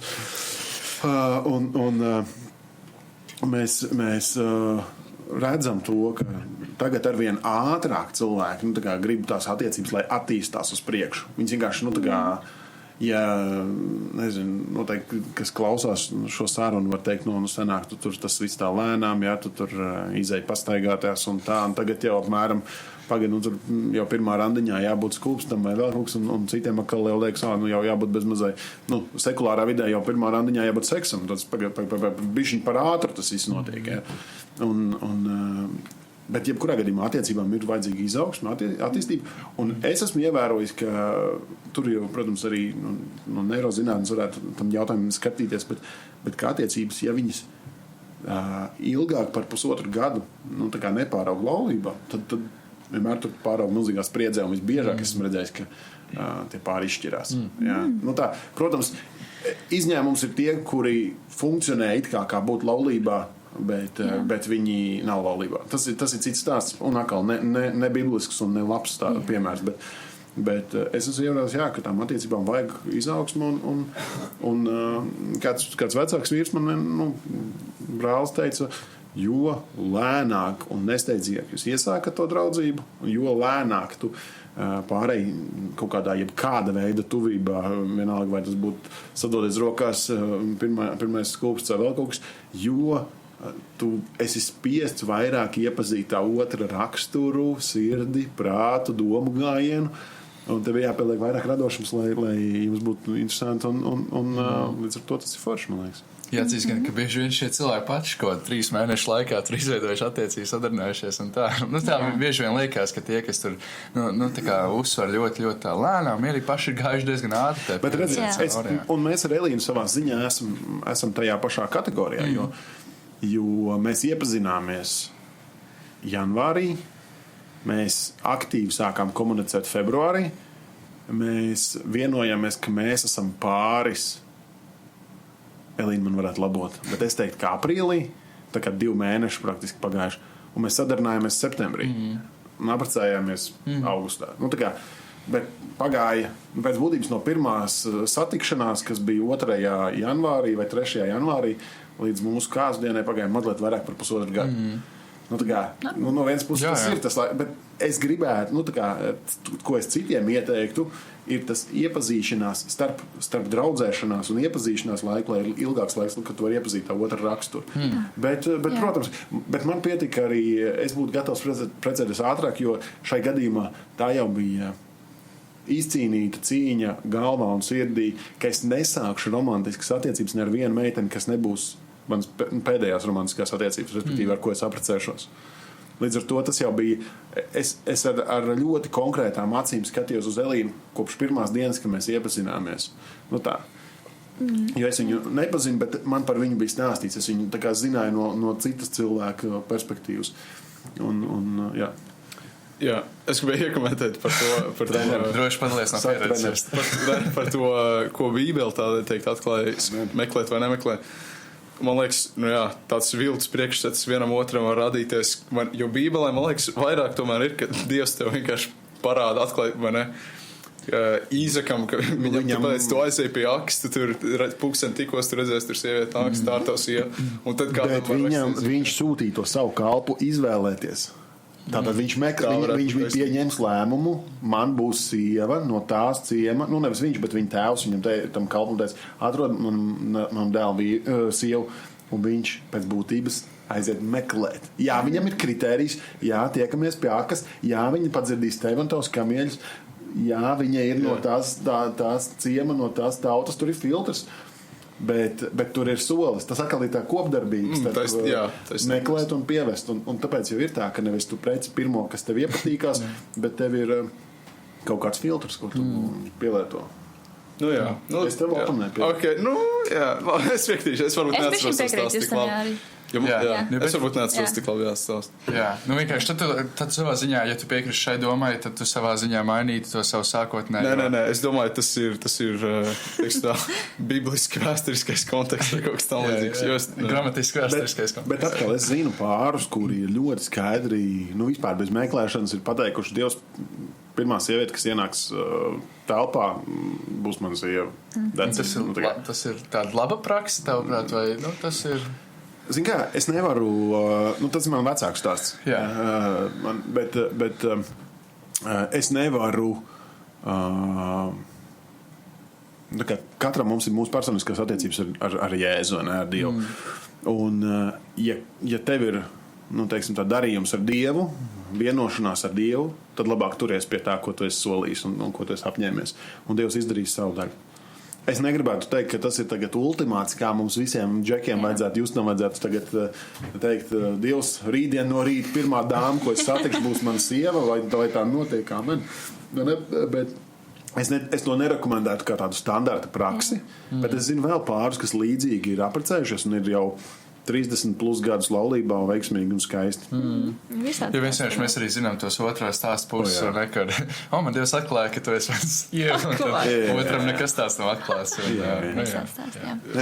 apgrāvi, teiksim. Jā, bet man liekas, tas ir tas skaistais arī, ko tu mini, un ko Matīs to arī apstiprināja, tā ir tā, vismaz no vīriešu puses, jo, es jau grūtāk spriest par dāmām, bet tā ir tā, viens puses kaut kāda proaktivitāte, vai ne, ko mēs tajā pašā Īzeka stāstā redzam, bet tai pašā laikā, tāda uzticība un paļāvība Dievam, ne, un tās, tik nešķiramas lietas. Tās ir, un arī, man liekas, jebkuras kristīgas attiecības veidojot, kādam tur ir jābūt kaut cik aktīvam, kaut vai ne, attiecību veidošana, tā nevar notikt, pat ja Dievs tev atved īstajā mirklī, tie kaut kādas soļi uz priekšu, lai draudzētos pat un lai izveidot pēc tam romantisku draudzību ir jāspēr, bet tas viss nāk no Dieva caur paļāvību uz viņu. Es piekrītu, jā. Es tiešām domāju, ka man Dievs izredzēja. Es tā domāju, tāds es nezinu, es to dalījos pirmajā reizē, bet es domāju, tas ir iemesls, kāpēc es vairāk ar Jāni sāk runāt Matijā, bet pirms tam tā gaisma atspīdēja par viņu. Nē, es nosapņoju 5 sapņus pie Jāni. 5 sapņus. Jā. Ne tādu, tā kā, Jānis manās tā kā smadzenēs. Nē. Es vispār par viņu nedomāju. Es biju ieraudzījusi Matejā, ka viņš tur kaut ko nāca runāt ar mani. Tad es ieraudzīju 5 sapņus. Bet tur arī bija jūs brālis. Kāpēc? Ka mēs bijām kopā Džornijā. Okay. Tur bija visi Džornija iedzīvotāji. Un mēs visi gājām kaut ko. Esmu ļoti liels sapņiem. Es esmu šos. Bet viņš viss kā pravietisks redz? Vai? Nē, viss nē. Man ir ļoti daudz arī šausmas. Bet es domāju, man tā liekas, tas bija kaut kas tāds interesants. Jo bija 5 sapņi vienādi, kad mēs ejam kaut kādai cauri šausmu mājai. Tur esam mēs visi tā kā Journey kaut kādi dalībnieki, kas visi bija tur. Simona, Glorija, Justs, es. Jā. Un priekšā bija Jānis, tā kā galvenais, kas mūs ved cauri tai bailīgai mājai, ka viņš mūs izved ārā. Un es kaut kā tā saslēdzu, ka viņš tā kā ģimenes galvu, ka viņš mums izved ārā. Bet tā ir mūsu arī laulības ļoti liela dinamika. Kemija man gandrīz katru dienu stāst, kāds viņai ir bijis sapnis iepriekšējā. Tad jāatvainojās par to, ka tu esi. Reizē man ir jāatvainojās. Es kaut kur viņas atstājos. Tāds sapnis. Klasika, jūs neesat vienīgie šeit pasaulē, tā jūs stāst neskaitām. Jo es man reāli gandrīz vispār kāda sapņa nav reizēm, kāds ietrāpās. Bet jā, tā mums ir. Es redzu seriāls taisīt, kas man tur notiek. Bet, es vēl gribēju mazliet pie šīs tēmas pieskarties, ne? Tas, ko par to meklēt, nemeklēt dinamiku. Redzēju, piemēram, Pāvils 1. vēstulē Korintiešiem 7. nodaļā. Viņš īstenībā diezgan daudz runā par laulību tajā vietā un gan par precētiem, gan par neprecētiem. Līdz ar to tā ir tā dinamika, par ko mēs šobrīd runājam. Ne? Viņš saka, piemēram, 8. 9. pantā, bet neprecētiem un atraitnēm es saku, ir labi, ja tie paliek tādi kā es. Bet, ja tie nevar atturēties, tad, lai dodas laulībā, jo labāk iedoties laulībā nekā kaist kārībā. Viņš runā par to sirds stāvokli, ka īstenībā jau mēs kā gribam, lai Latvija plaukst un zeļ, kur Latviju dēli dzied un meitenes dejo. Dzied, es jau piedod. Mēs gribam, lai draudzes ir pilnas ar jaunām ģimenēm, ar bērniem, smejošiem un priecīgiem un raudošiem un visādi. Mēs to gribam redzēt, mums ir prieks to redzēt. Bet īstenībā tādā mūžības perspektīvā mēs kādreiz uzliekam pārāk lielu nost. Hei, es esmu nepilnīgs, ja man nav tā otra. Jā, un Dieva vārds par to nerunā. Dieva vārds saka, esi mierā arī esot viens pats. Un ja tu netiec galā ar šo, redzi, tu savu sirds kārību, tad dodies laulībā. Un man liekas, ka mēs kādreiz pārāk lielu to uzsvaru liekam. Un Dievs saka, meklē manu klātbūtni, viss būs kārtībā, es par tevi parūpēšos. Jā, es tev pilnīgi pieņemu. Man vēl nesen bija saruna ar kādu, kurš atstāstīja kādu, stāstīja par kādu cilvēku, un viena no pirmajām lietām, ko saka, vēl nav precējies vai precējusies. Tā, ka bieži vien mēs te uzliekam tādā tik augstā vietā. Pieņem Jēzu un aprecies, tad jā. Es arī vakar tev, Janči, katreiz stāstīju par meitenēm, un es tev tādu teicu par vienu sievieti. Jā, diemžēl daudz gadu nav precējusies, un ka es to tā pasniedzu. Tas bija tas skatījums, ka es domāju. Bet es negribēju teikt, ka tas ir tavējais. Tā bija tad es, jā, ka es tā kā teicu, ārpēc cik žēl, jā. Bet patiesībā tas jau nav žēl. Tā kā visiem nav jau precējuši. Un turpat Korintiešos 7. nodaļā viņš tālāk, 32. pants un uz priekšu viņš saka, bet es gribu, ka jūs būtu bez zūdīšanās. Neprecētais rūpēs par tā kunga lietām, kā patikt tam kungam, bet precētais rūpēs par pasaules lietām, kā patikt sievai. Viņas sirds ir dalīta, tāpat neprecētā un jaunava rūpēs par tā kunga lietām, lai būtu svēta miesā un garā, bet precētā rūpēs par pasaules lietām, lai patikt vīram. Redz, viņš pat parāda, ka kaut kur, tā dinamika, par ko jūs runājāt, vai ne, ka Jānis saka, ka kalpošana ir augstāk šajā brīdī, kamēr mēs vēl esam iepazīstamies, kamēr mēs esam pāris, kamēr mēs neesam apcešies. Un pat vārds tieši to pašu parāda, ka ir brīdis, kad pamainās tā dinamika. Un es ticu, ka Dievs vēlās svētīt laulības un viņam ir prieks par to. Bet tajā pašā laikā mēs arī redzam, un pēc savas pieredzes zinām, ka tad, kad mēs esam vieni, mēs esam tik daudz elastīgāki, jo pēkšņi vairs līdz mēs esam apprecējušies, es nosaku, ko es daru, ko es nedaru. Protams, pāri visam Dievs un viņa vadība, bet tajā brīdī, kad es esmu precējies, un vēlāk, kad ienāk vēl ģimenē bērni, tad tā dinamika vēl dramatiskāk pamainās. Tas gan piekrīt. Jā. Tā kā varbūt jūs esat vienkārši kārtībā. Jūs to esat aicināts, varbūt. Tā mūka dzīvesveida. Kā Pāvils. Taisnība, tu teici, tas ir augstākais, kur to notur. Tur tā vīriešu cīņas starp mūka dzīvesveidu un ģimeni. Jā, bet ļoti tādu skaudru patiesību man Pāvils atklāja un pat savā ziņā gribās pretoties viņam. Es nezinu, kā jums, man gribās reāli pretoties Pāvila vārdiem, ka tas, kurš precēts, viņš nerūpējās tā kunga lietās. Jūs rūpējos. Jā, es arī cenšos. Bet protams, tā spriedze ir. Jā. Bet arī mums bija mēs bijām nesen tādās apmācībās Čehijā un tieši domājot par tādu pilnlaika misiju un viens no visbiežākajiem jautājumiem, ko uzdod, ir kā sabalansēt darbu un ģimeni.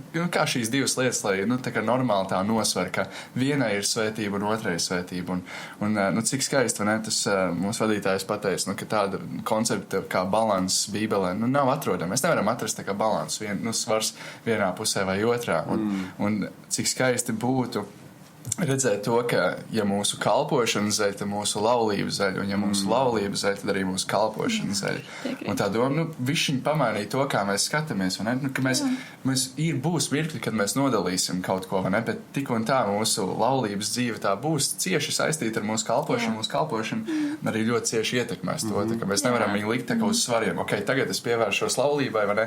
Un tas kalpošanas atsvars ceļās augšā, gāžās un kaut kas notiek. Un tāpēc pievēršos tagad ļoti kalpošanai. Mans laulības atsvars gāžās krīt riņķī, ka tā doma par balansu kaut kur līdz galam nav laba, vai ne?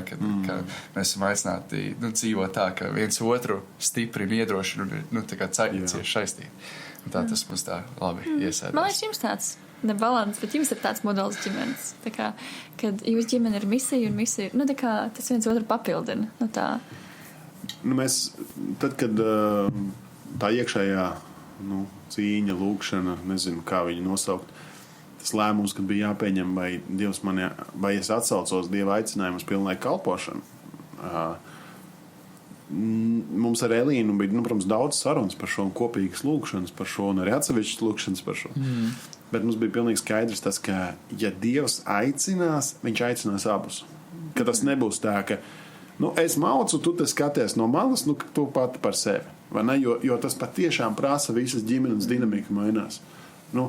Kā tas būtu, ja Jānis vadītu jauniešu un tu nē, un pie manis te nāks tagad jaunieši, un mums viņiem ir jākalpo, mums viņi jāuzņem mājās, un saka, te ir mūsu privātā zona.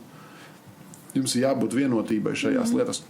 Un tāpēc arī es domāju, ir tik svarīgi, ka mums ir šīs vērtības kopīgas, ka mēs kopā meklējam Dievu klātbūtni. Protams, ka vīrs vada ģimeni, viņš uzņemās to atbildību, bet tam vērtībām jābūt. Un tas ir vēl vairāk, kāpēc svarīgi, ka mums ir, ka mēs izraugamies savu dzīves draugu, kas ir ticīgs, jo ja nav, tad ir vēl sarežģītāk. Jā, viņš pasaka, ka negrib tādu dzīvesveidu. Vispār, jā. Un tad ir konkurence par autoritāti. Tad ir, es zinu pārus, kur ir bijis, pat vārdos nosaukt greizsirdību pret Dievu.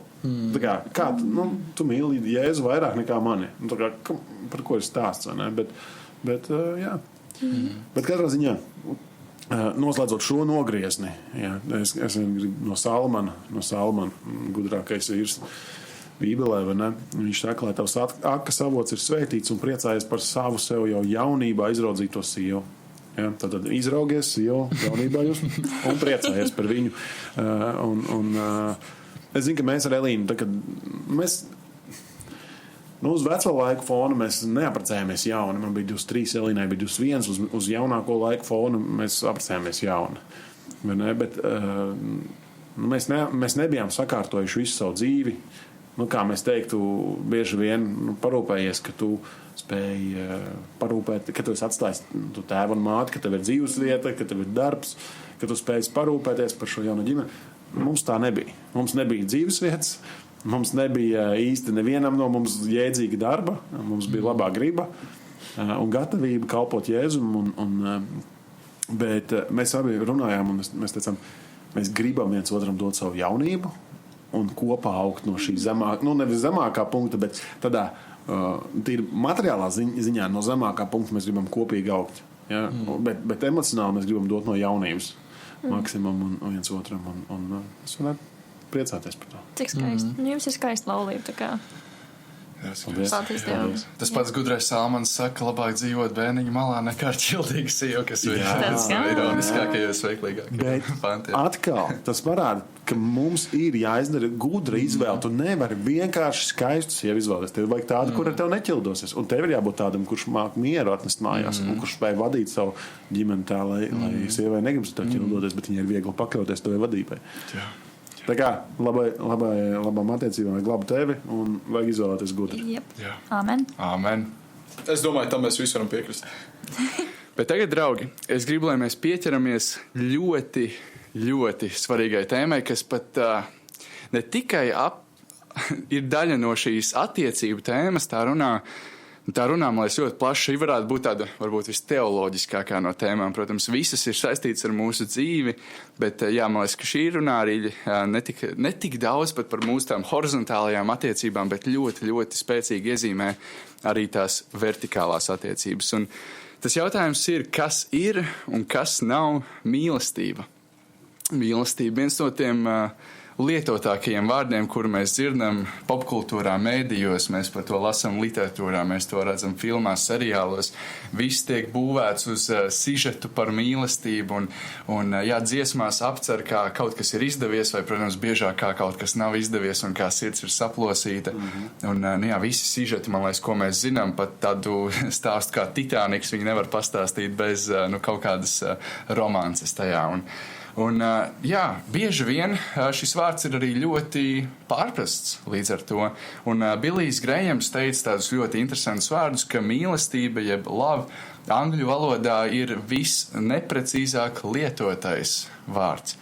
Un es varbūt gribēju, pirms mēs arī ielicam iekšā Bībelē, pajautāt jums, kā jūs redzat, kā šobrīd pasaulē, kā mūsdienu kultūrā to definē, kā to mēģina pavēstīt, ko ar to saprot, un varbūt ir kādi piemēri, kā mēs to redzam, kā šī mīlestības definīcija vai mīlestība pati tiek varbūt necelta tajā labākajā gaismā vai nepareizi pacelta tajā gaismā.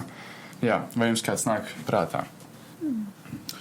Man liekas, es savus novērojumus varētu teikt, kā arī tu pieminēji, ka man liekas tā mīlestība un romance vienkārši tiek savienoti kopā un kļūst par vienu. Jo man liekas tā romantika nav mīlestība, tādā vārdā tiešāk jau nozīmē nav mīlestība, bet, ja mēs skatāmies tajā kultūrā un un mākslā, tad tā ir kļūst par to mīlestību.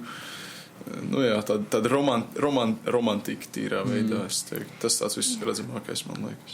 Es tev pilnīgi piekrītu. Ļoti ir romantizēta tas vārds mīlestība. Nu tā, arī, nekristieši, arī kristiešiem. Nu tā, bet arī tajā pašā laikā, man liekas, ka mūsdienās ļoti mētājās ar to vārdu. Ir tā kā tās, divas galējības, kā ikvienam tur saka.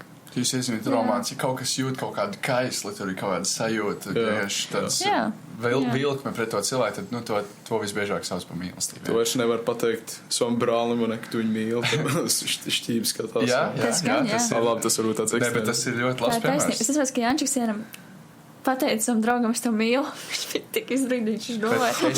Es apzināti cenšos mainīt to kultūru. Un es cenšos arī saviem brāļiem, draugiem. Tev jūs, man liekas, arī esat teicis Dāvim, kurš mums tur tāds tehniskāks teksta pat līdz. Kopš tev atceros. Laikam, bet man ļoti, ļoti patīk tā doma. Un es varbūt arī pat kaut kur varbūt pat sāku mētāties ar to vārdu, mēģinot to lietot pret visiem. Bet man liekas, tas tajā ir liels skaistums, ka mēs ne tikai to lietojam romantiskā kontekstā, kā es tevi sieviņu mīlu, bet mēs to varam pateikt tiešām saviem draugiem un varam to atgādināt. Pilnībā piekrīti. Jā, bet Matīs, es skatos, ka tu kaut ko tādu dedzīgi pētīji un meklēji uz šo jautājumu. Es atceros vienkārši vienu reizi, kad es biju pirms Covid, tas vēl bija, es biju sporta zālē un tur skan mūzika un es klausos, forši beats, smuki skan, kaut kas tur dzied.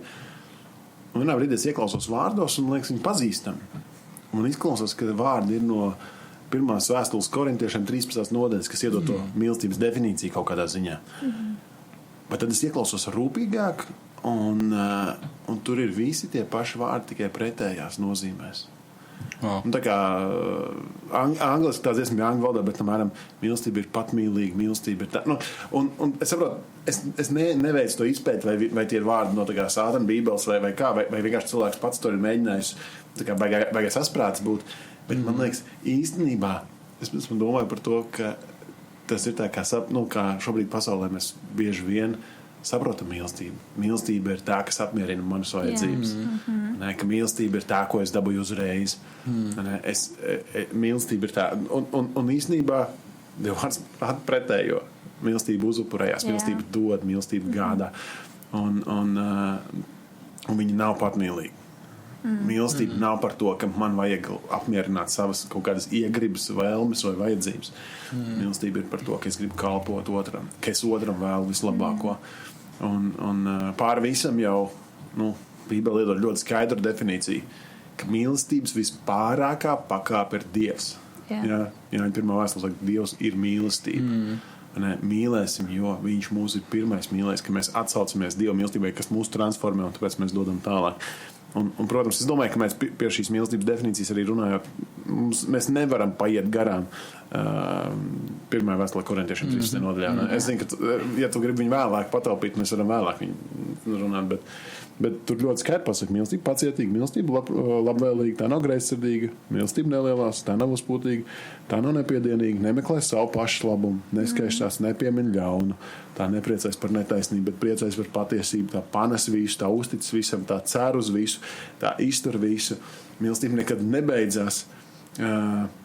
14. nodaļā, 1. pants, dzenieties pēc mīlestības. Mums ir tas iekšējais dzinulis, ka mēs gribam būt mīlēti, un mēs gribam mīlēt, un Pāvils mums dod zaļo gaismu dzenieties pēc mīlestības. Bet pēc kādas mīlestības? Un tad mums jāskatās uz šiem vārdiem, ka viņa man gribās mīlēt tā, kā man patīk, bet viss, ko viņš iepriekš iedod par mīlestību, ir par to, ka mīlestība vēl otram labāko. Mīlestība grib iedot.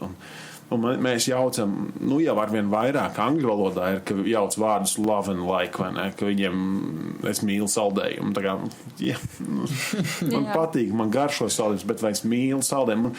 Un grieķu valodā arī mums iedod cik definīcijas vārdam mīlestība. Šis bija interesanti. Es gatavojot uzrunu, protams, papētīju. 4-5 ir tās, kuras visbiežāk izskan, un tad es atradu līdz pat 9, kur ir saraksts minēts arī kaut kādas ksenijas, mānijas, kas parādās, kuras varbūt tik bieži nelietoja, bet tik un tā grieķu valodā šie vārdi ir, lai raksturotu mīlestību. Un tie, kas visbiežāk tiek lietot, es atradu īstenībā 4, un tad arī pētot Bībeli, mēs katram no tiem piemeklējām apmēram kādu raksturvietu, kur tad par to ir runāts. Ir šī agape mīlestība, ko uzskata par šo vispārāko dievišķo, pašaizliedzīgo, uzupurējošo mīlestību. Tad ir storge mīlestība, kas ir ļoti ģimeniska, familiāra, varētu sacīt. Tāda, kas un visbiežāk izveidojas tieši vecākiem starp bērniem. Tad arī pat ne ģimeniska mīlestība, kas ir starp laulātiem, lai gan iespējams arī, bet tieši tā mīlestība, kas, piemēram, mātei uz savu bērniņu ir, vai, protams, arī tēvam. Un arī otrādi, kā bērniņi mīl savus vecākus un tā. Tad ir filija, kas ir varbūt tāds globālāki lietots vārds un arī plašāks, kā varbūt pat mēs bieži lietojam vārdu mīlestību bez tādas konkrētas izpausmes. Varbūt tad filija bija tuvākais, kas viņiem bija, lai raksturot kaut kādu globālāku mīlestību. Tā ir brāļu mīlestība, jā. Jā. Tā ir tā filija, brāļu mīlestība, jā. Okay. Paldies. Un, kad tu saki justam, es tev mīlu, tas ir šis vārds, ko tu izmanto. Tas filija. Jā. Un pēdējā, vismaz par kura mēs tā runājām, ir šī ēros mīlestība, kas ir šī kaisla, kas ir tā romantiskā pievilcība, kas var būt starp diviem cilvēkiem un tā. Bet īstenībā, tagad tu sāki runāt arī par to 13. nodaļu, man pāns, starp kuram es arī nevaru paiet garām, līdzīgi kā runāju par mīlestības tēmu, mēs nevaram visai 13. nodaļā paiet garām, ir tas pirmais pāns. Un konteksts, kurā ir 13. nodaļa, arī ir ļoti, ļoti brīnišķīgs. Un mēs redzam 12. nodaļu un 14. tā runā par šīm te gara dāvanām. Un Pāvils izveido to, ko sauc par kiasmu šajā te jūdu tradīcijā, kā viņš kaut ko ieter, viņš runā par tēmu, bet viņš ieliek vidiņā kaut kādu to koncentrēto galveno domu, un tad viņi tā kā apaudzē no abām pusēm. Un viņš runā par gara dāvanām, viņš runā par draudzi, par dažādiem locekļiem, par dažādām dāvanām, kas ir dotas locekļiem. Tad viņš varbūt 14. nodaļā varbūt risina to problēmu, kas ir radusies Korintas draudzē, kur patvaļīgi tiek lietotas kādas gara dāvanas, un pa vidu viņš ieliek šo mīlestības tēmu. Un tas pirmais pāns, ja es runātu cilvēku un eņģeļu mēlēs, bet man nebūtu mīlestības, es būtu kā dunošs varš un šķindoša kīmbala. Es reāli nebūtu nekas kaut tāda tukša skaņa. Un, tas ir vareni, kā Pāvils starp šīm divām nodaļām ieteikt 13. un runā par mīlestību, kas ir visās kāzās viena no citātākajām raksturvietām, kur mēs dzirdam daudz, un ļoti, ļoti skaisti viņš noraksturo mīlestību.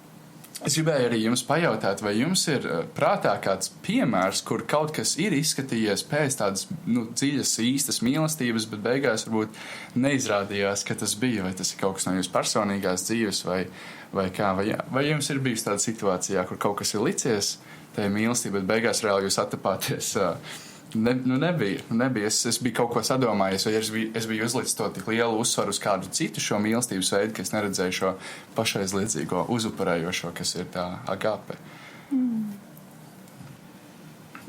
Tas ļoti personīgs, un tad domā, vai kristīgajā rādio visiem dzirdot. Jā, var stāstīt. Viņš ir ļoti specifisks, vienkārši, es domāju.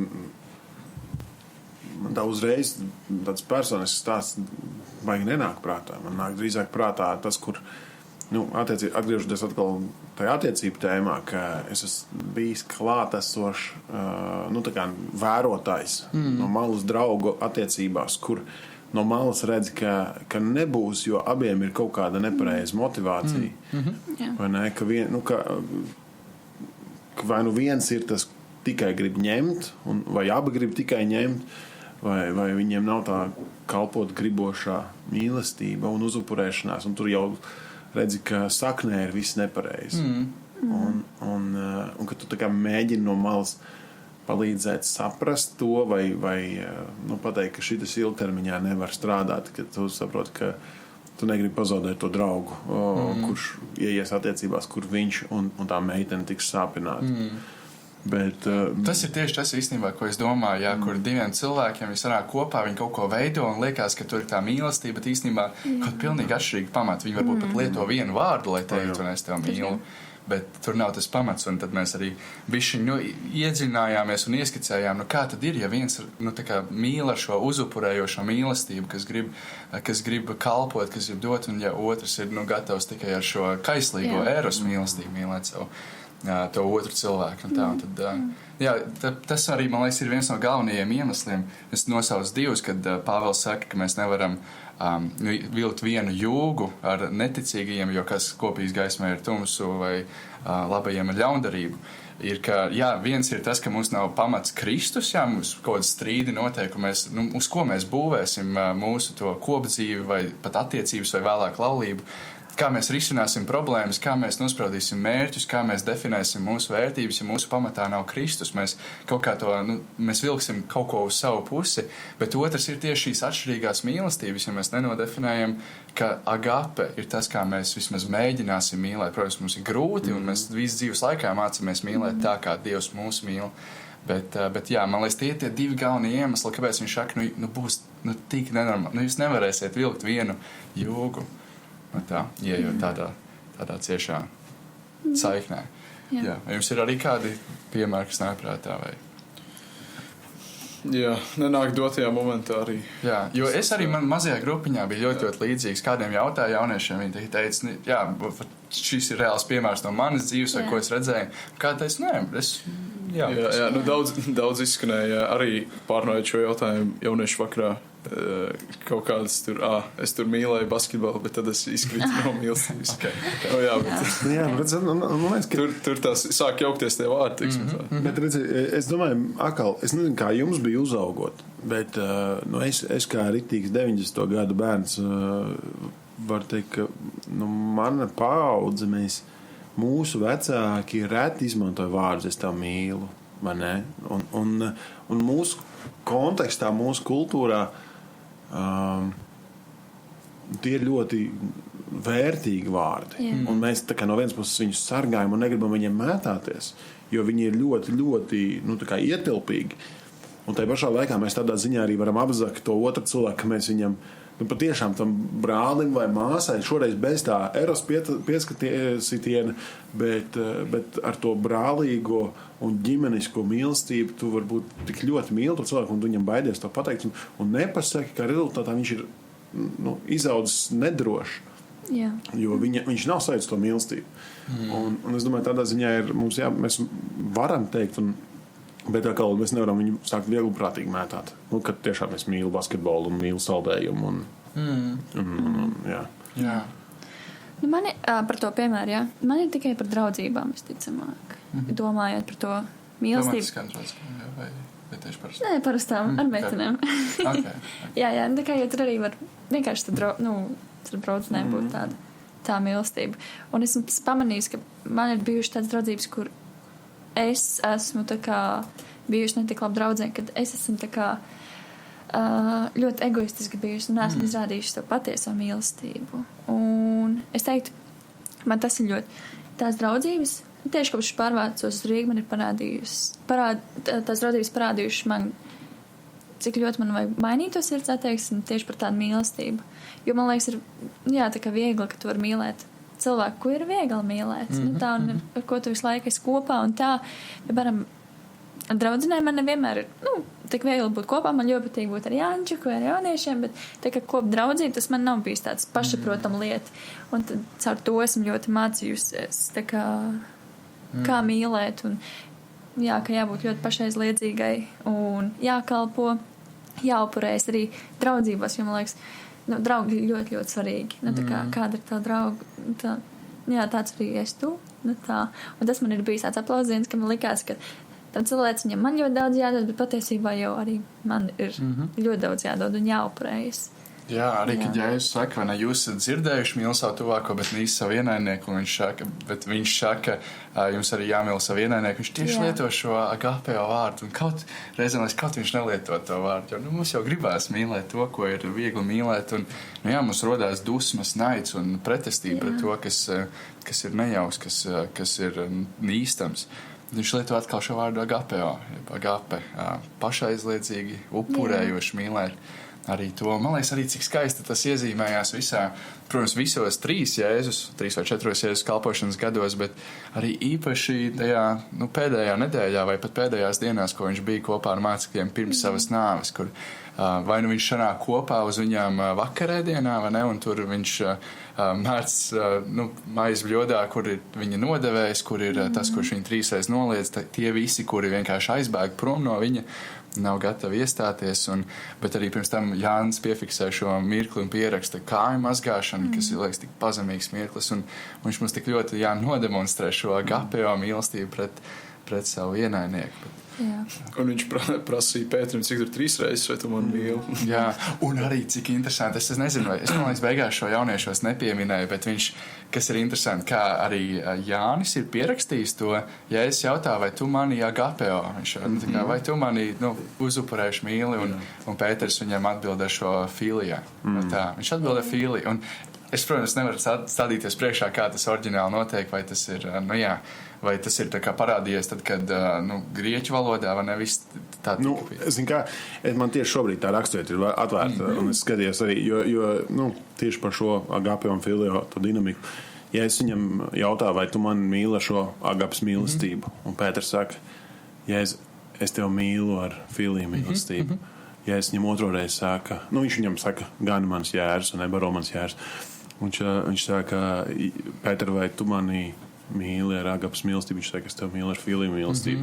Viņš atkal viņam saka, rūpēji, gan mans jērs. Un tad trešā reizē, ja es saku, Pēters, es īmeņdēls, vai tu mani filija ar šo Filadelfa brāļu mīlestību? Viņš saka, ja es samazinu to standartu, un uz ko Pēters tajā brīdī viņš noskumst. Tajā brīdī viņš saprot, es nespēju mīlēt Jēzu ar tādu mīlestību, kā viņš mīl mani. Un tas, man liekas, tajās... Bet Jēzus viņu vienā brīdī nenosoda tajā brīdī. Viņš viņam pasaka, labi, es pieņemu tev tāds, kāds tu esi. Un Pēters saka, jā, es tā mīlu ar filiju mīlestību. Viņš paliek pie tā, viņš apzinās savu nepilnību, savu trūkumu, ka viņš viņu ir 3 reizes noliedzis, ka viņš ir redzējis, kā viņa kungs un viņa labākais draugs tiek krustā sists. Viņš viņu neprātīgi mīl, bet viņš saprot savu cilvēcīgo limitāciju. Un tādu mīlestību, to agapes mīlestību, to pilnībā uzupurējušo mīlestību, uz ko mums ir jātiecās. Ja? Arī vēstulē Efeziešiem, kad mēs lasām par laulību, vai ne? Tur vīri tiek izaicināti mīlēt ar šo agapes mīlestību, ar tādu mīlestību, kā Jēzus mīlējis savu draudzi, sevi atdevis tādā mērā. Bet mēs nekad līdz galam nespējam mīlēt ar tādu mīlestību ne Dievu, nekur nu vēl cilvēks. Bet mums uz to jātiecās. Jā.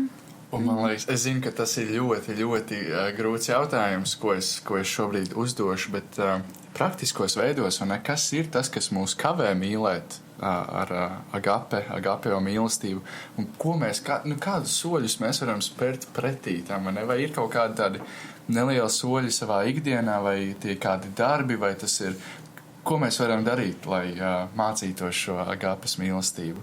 Vai jums nāk prātā kādi ieteikumi? Jā. Man liekas, vispār tik skaisti tie panti, ko mēs lasījām, un runājām par Jēzu, kā viņš darīja, ka viņš mazgāja kājas, un ka viņš tik daudz ko kopā darīja ar viņiem, un kad viņš vēl bija ar Jūdu kopā, man tas liekas tik skaisti. Un es gribētu, ka es tā varu, kad man kāds cilvēks nepatīk, jo es personīgi esmu cilvēks, kas ļoti līdz sirdī izjūti, tā kā ja man kāds nepatīk, un man ir jāspēr tā kā daudz soļu, lai es tā kā sākt runāt ar viņu, piedot. Tā kā man šī tēma ir ļoti aktuāla, bet man ļoti Jēzus māca tīpaši tā, ka mēs par šo runājam. Un man tas būtu, kad es gribētu tā kā pirmkārt piedot cilvēkiem uzreiz, tā kā nedomājot. Es esmu cilvēks, kas vienkārši es pēc tam gadu par to sapņošu, par tiem scenārijiem. Un es gribētu kalpot arī kādos veidos. Tā kā dot savu laiku, dot savas finanses, visu. Arī tiem cilvēkiem, kuri man nepatīk. Tā kā ar kuriem ir grūtāk. Man nav tāda cilvēka, bet man ir cilvēki, ar kuriem man ir grūtāk sadarboties, tikties un tā tālāk. Un es esmu tāds izteikts, emociju cilvēks, un kad es gribu ļoti ar saviem tuviniekiem un tā tālāk. Bet es gribu tikties un būt ar tiem cilvēkiem, ar ko ir grūtāk un mīlēt viņus un tā. Tā kā tā man ļoti aktuāli. Es varu izstāstīt, kā Jānis man parādīja mīlestību vakardien. Mēs braucām kopā mašīnā, un viņš kavēja spēli. Viņam bija jābūt futbola laukumā. Bet viņš man varēja izlaist kādā neērtākā vietā bet ietaupīt 2,5 minūtes ceļā. Viņš tā vietā izvēlējās atvest mani līdz mājām, izlaist tur. kas viņam bija mazliet apgrūtinājums. Viņš raudāja laiku, bet viņš parādīja to mīlestību, ko Jēzus saka, ja tev, nezinu, lūdzu, noej to ekstra jūdzi, vai ne? Tev, ja prasa iet viena jūdzi, noej tās 2 jūdzes. Ne, protams, tur ir atkal savs konteksts un savu vidu, par ko Jēzus tur tajā brīdī runā. Bet es domāju, un es atkal sajūtot to mīlestību pret sevi, ko Jānis vakar man parādīja, es atkal šodien savukārt varot ne līdzīgā, bet citā situācijā, kur atkal man bija kāds cilvēks jāpavada, es varēju teikt, hei, es tev izlaidīšu pie baznīcas, un tad tu tālāk dodies, kur un tev jādodās. Bet es saku, nē, es tev aizvedīšu tur, kur tev vajag. Tās praktiskās, jo ja mīlestība ir par to, ka, ja es saku, mīli Dievu ar visu, kas tev ir, visu spēku, visu prātu, ar visu savu sirdi, tur parāda gan emocijas, gan prātu, gan savu muskuļu masu. Un tu vari mīlēt praktiskā veidā Dievu, un viņš sāk mīl arī savu tuvāku. Un tas ir par to, ka tu uzupurējies. Kaut ko tas maksās. Mīlestība kaut ko maksās. Jēzus mīlestība maksāja visu. Tas gan, jā. Viņš atstāja savu troni, viņš nonāca šeit uz zemes, viņš dzīvoja vienkārši dzīvi, viņš dzīvoja svētu dzīvi, tika nepatiesi apsūdzēts un nomira manā vietā. Un viņš atdeva visu, lai es varētu saņemt dzīvību. Un, man liekas, tā praktiskā mīlestība ir tajā brīdī, kad tu saproti, negribās, bet es zinu, ka tas tev nāks par labu, tāpēc es tev kalpoju. Jā, es pilnīgi piekrītu. Jā. Jūs vēl kāds komentārs? Vai? Jā. Es patiešām smags jautājums, bet man liekas arī, man nekas dienas beigās maina to tavu sirdi, lai tu varētu mīlēt ar to agapes mīlestību. Dievs kaut kādā ziņā tikai. Bet, ko tu vari darīt? Es domāju, tev ir jāstās uz to piemēru, varbūt, ja es vērst savus domas, meditē par to viņa mīlestību. Un es domāju, ka caur to pazemīgo sirdi arī tavs prāts tiek savienots ar Dievu prātu, un tavs sirds izmainās. Censties var visu kaut kā, bet man liekas, tas sirds izmaiņai. Tas tāds vienīgais veids, kā tu 100% var. Kā saka, lai tu tā nomirtu par kādu citu, vajag nomirt sev, teiksim tā, vispirms, un man liekas, to var tikai, ja tev tiešām tā Dievs izmaina to sirdi. Jā.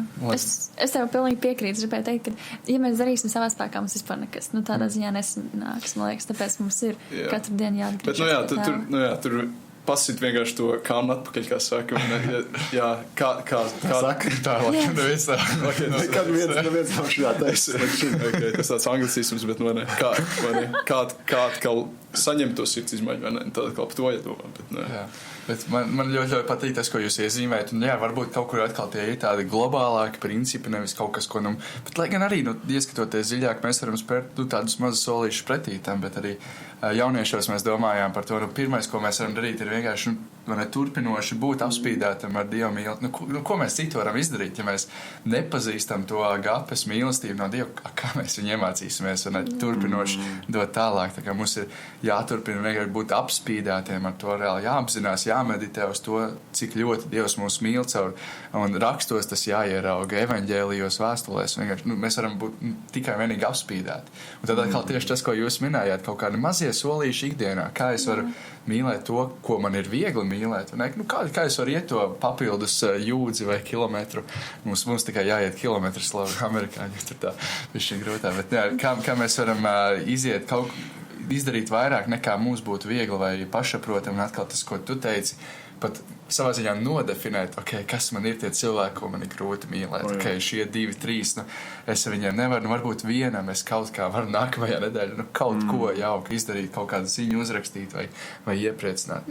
Bet apstāties, Jēzus, es gribu atkal pieķerties 2 tēmām vēl pie šīs lielās tēmas, kur Jēzus mūs konfrontē. Viņš saka, ja jūs mīlat tos, kuri jūs mīlat, pēc būtības tos patīkamos, Tāpat pagāni. Jūs ne ar ko neatšķirties no pagāniem. Jūs ne ar ko neatšķirties no neticīgajiem. Jūs ne ar ko neatšķirties no, nezinu, kā sauc to džeku Meksikā, ko nošaut un narkobaronu. El Macho. Tu ne ar ko neatšķiries no El Macho, jo viņš arī mīl savus bērnus un savas 7 sievas, nezinu, cik sievas. Es atvainojos, neko nezinu par El Macho. Bet tur ne ar ko neatšķiries no šī cilvēka. Tu vari teikt, ka es neesmu tāds noziedznieks vai ne, un narkobarons. Bet ja tava mīlestība aprobežojās šeit, ka es mīlu sev ērtos un sev patīkamos, so what? Tu ne ar ko nešķiet. Un viņš mūs izaicina vēl vairāk. Un Jēkabs to saka, ja tu sāki, es mīlu Dievu, bet ienīsti savu brāli, tu esi liekols, tu esi reāls liekols. Jo tām vertikālajām attiecībām viņām ir jāatspūgļas horizontālā. Pilnīgi piekrīt. Viņām ir jāatspūgļas. Un tad veidojās tas krusts, kas parāda atkal norāda uz Kristu, ka es to savā spēkā nevaru. Tas, ko Emīte, tu saki, mēs varam tikai Dievu spēkā to. Bet nevajag arī liekuļot sev un teikt, es esmu baigi garīgais, es te ticu Dievam, bet es ienīstu visus apkārtējos.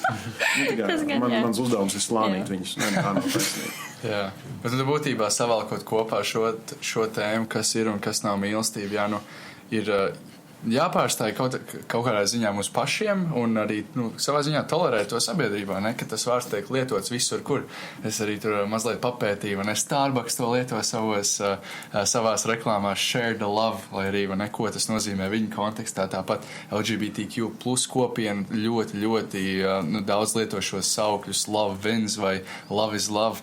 McDonald's arī saka, I'm loving it. Jā. Un kur tiek globāli lietot tas vārds mīlestība bez kaut kādas dziļākas nozīmes. Mēs neteikam, ka mīlestība ir vienkārši pievērt acis uz visu. Mīlestība ir arī pateikt patiesību reizēm, vai ne? Un tāpēc mācīties to, kas ir mīlestība, caur 1. korintiešiem 13, vai ne? Un arī savā ziņā iedrošināju jauniešu domāt, ir arī sava vietā tā eros mīlestībai, ko varbūt mēs kristieši tam nekur nevajadzētu būt vietai. Un lai gan tas... Kāpēc kāds kristietis tas saka?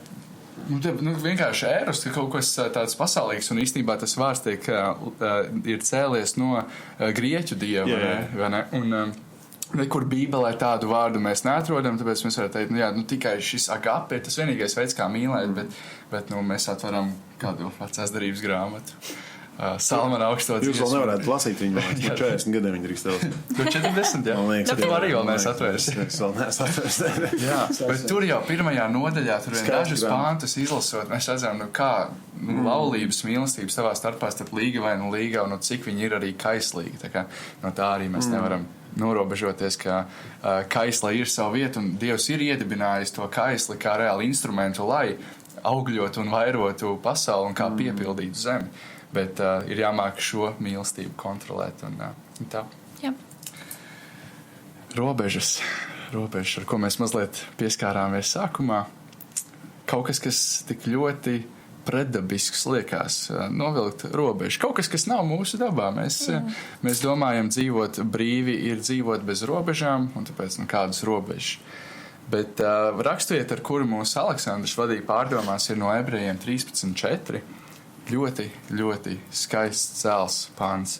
Laulība, lai ir pie visiem godā, un laulības gulta, lai ir neaptraipīta. Netiklos un laulības apgānītājus Dievs tiesās. Pirmkārt, tas, lai laulība ir godā, lai tā netiek nonicināta, un lai laulības gulta ir neaptraipīta. Jā. Man nāca tagad vēl pirms nolasīju šo raksturvietu, un tā ir ļoti, es domāju, svarīga raksturvieta. Man prātā nāca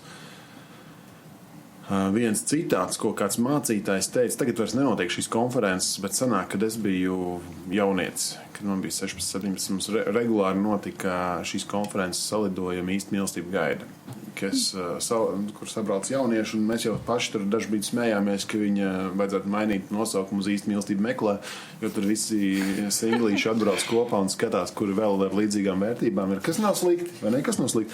Bet es atceros, mums bija viena sesija, kur kāds mācītājs, kurš viņš vadīja, un viņš izteica tādu atkal kontekstā ar šo tēmu, viņš teica tādu, teiksim tā, uz robežas citātu, lai es atvainojos, ja kādam tas liksies pa vulgāru, bet viņš teica tā, džekiem, ja galviņa domā, tad galva vairs nedomā. Ne? Un viņš pateica ļoti tieši saprotam, un viņš teica, džeki, nenonākat tajā situācijā, kur jūs vairs nespējat kontrolēt savu miesu. Un tāpēc ir svarīgs tās robežas, lai es nevis nonāku pēc iespējas tuvāk robežai, un pārbaudītu, cik tur ir forši vai garšīgi, bet īstenībā no otras puses tieši otrādi sargā un godā un sargā savu laulību, lai tu nenonāktu tajā grāvī, pat pirms varbūt tu esi tajā laulībā. Ne? Jo Jēzus jau atkal mūs izaicina, viņš saka, jūs esat teikuši, tā kā nepārkāp laulību, es jums saku, kas sievieti iekāro ar acīm, vai ne? Tas jau ir pārkāps laulību savā sirdī. Viņš parāda, cik īstenībā mēs esam samaitāti savā būtībā. Tagad mēs sabiedrību, kolektīvu visā rietumu kultūrā cepās par tiem Epsteina failiem, vai ne? Bet tas parāda tajā brīdī, ka tev liekas, ka tu esi nesodāms, ka tev ir vāra, ka tev ir viss, izlāk ārā no tevis tāda samaitātība. Un ja es saku, redz, tas jau nāk no sirds. Tā jau ir tava sabojātā daba. Un mums vienkārši ir vajadzīga žēlastība. Tāpēc robežas ir nevis, lai mūs ierobežotu, bet lai mūs pasargātu. Un bērnu psiholoģija parāda, bērni, kuri aug bez robežām, viņi ir daudz nedrošāki, bailīgāki, viņi ir daudz traumatiskāki. Un tajā brīdī, kad bērnam uzliek skaidrs robežas, viņš uzplaukst. Viņš jūtas droši, viņš zina, šis ir labi. Un, protams, viņš pārbauda robežas, tas ir atkal kaut kas mazliet cita tēma, bet ja mēs uzticamies, ka Dievs ir labs debesu tēvs, tad man jāuzticās viņu uzliktām robežām, jo tās ir domātas, lai mani pasargātu. Kā nezinu, kam varam piedēvēt šo citātu, tas ir vecs un daudz teikts.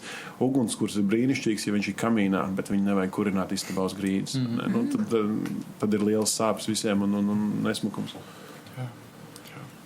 Jā, ļoti, ļoti interesanta un karsta tēma tā ir, tāpēc, ka tik ļoti kontrastē ar to, ko varbūt dabiski gribētos darīt. Un tā arī tas, ko mēs bieži dzirdam kristietībā, ka brīvība ir atrodama robežās, ka robežas ved uz brīvību. Atkal tādi 3 vārdi, kas liekas, neliktos, ka viņi iet labi kopā, kā robežas var aizvest līdz brīvībai, bet pat, paskatoties pasaulē, tepat mūsu valstī, vai ne? Es varu izejot ārā no Latvijas Kristīgā radio, būt droši, ka kāds, kuram es esmu kaut ko nepateicis, tā man negaidīs ar dunci tūlītās un nenodurs, vai ne?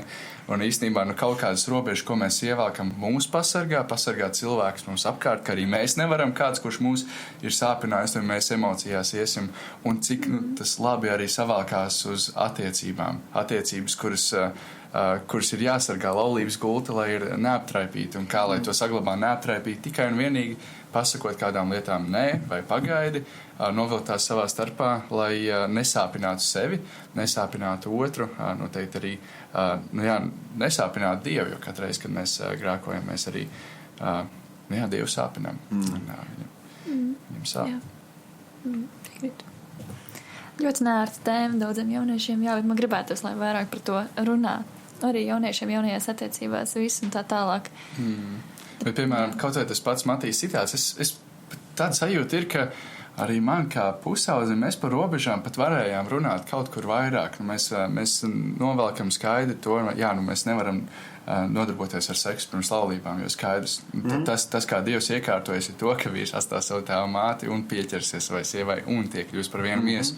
Tur ir kāda konkrēta secība, kā tas jānotiek, bet tā tēma, viņai robežu tēma meklē robežu, un arī kur mēs to novelkam. Un varbūt pat arī es jūtu, ka savos pusauģu gados mums kaut kur varbūt netika tas iedots pietiekami daudz, lai mēs saprastu, kā gudri veidot attiecības, bet, piemēram, tas citāts, ko tu minēji, kas izklausās vulgārs, viņš joprojām kaut kur fonā stāv manā galvā, un es arī vienmēr, savā ziņā runājot ar puišiem, jauniem vīriem, esmu gatavs to lietot, vai ne, jo tad, kad lai jāsāk domāt, tad to ar galvu vairs nedomā. Jā. Un tas vienkārši jautājums par, ja mēs runājam par robežām, kas ir tās robežas, ko mēs katrs novalkam, un liekas, mēs jau neko, vai ne? Bet īstenībā tur rādi bīstamas situācijas. Varbūt jūs arī neko, bet tu pats nostādi sevi kaut kādā situācijā, kurā ir viegli krist, vai ne? Un mēs tikai aiziesim ciemos viens pie otra. Neviens jau mājās nav. Mēs jau tikai paskatīsimies Netflix vai nepaskatīsimies filmu kopā. Mēs jau tikai mīlīgi palienam zem plediņa, vai ne? Mēs jau neko, mēs jau abi kristieši, mēs jau noturēsim to kanti. Zini, baigi grūti. Ārkārtīgi grūti. Tur, Dievs ir ielicis mūsos to vilkmi vienam pēc otra, bet viņš ir arī, teicis, Tāpēc ir pirmā nakts, ka jūs satiekaties divatā slēgtā telpā. Un man liekas, ka ir veselīgi, ka mēs pamatā tiekamies, kas ir pāri, vai ne? Draugu kopā ar citiem draugiem, forši, Es pat teiktu, man nav pretenzija, ja pāri, iet, nezinu, kopā pastaigājās, aiziet randiņā, viss ir fine. Es zinu, vienkārši ir kur vietas. Cilvēki ir apkārt. Jā, publiskā vieta.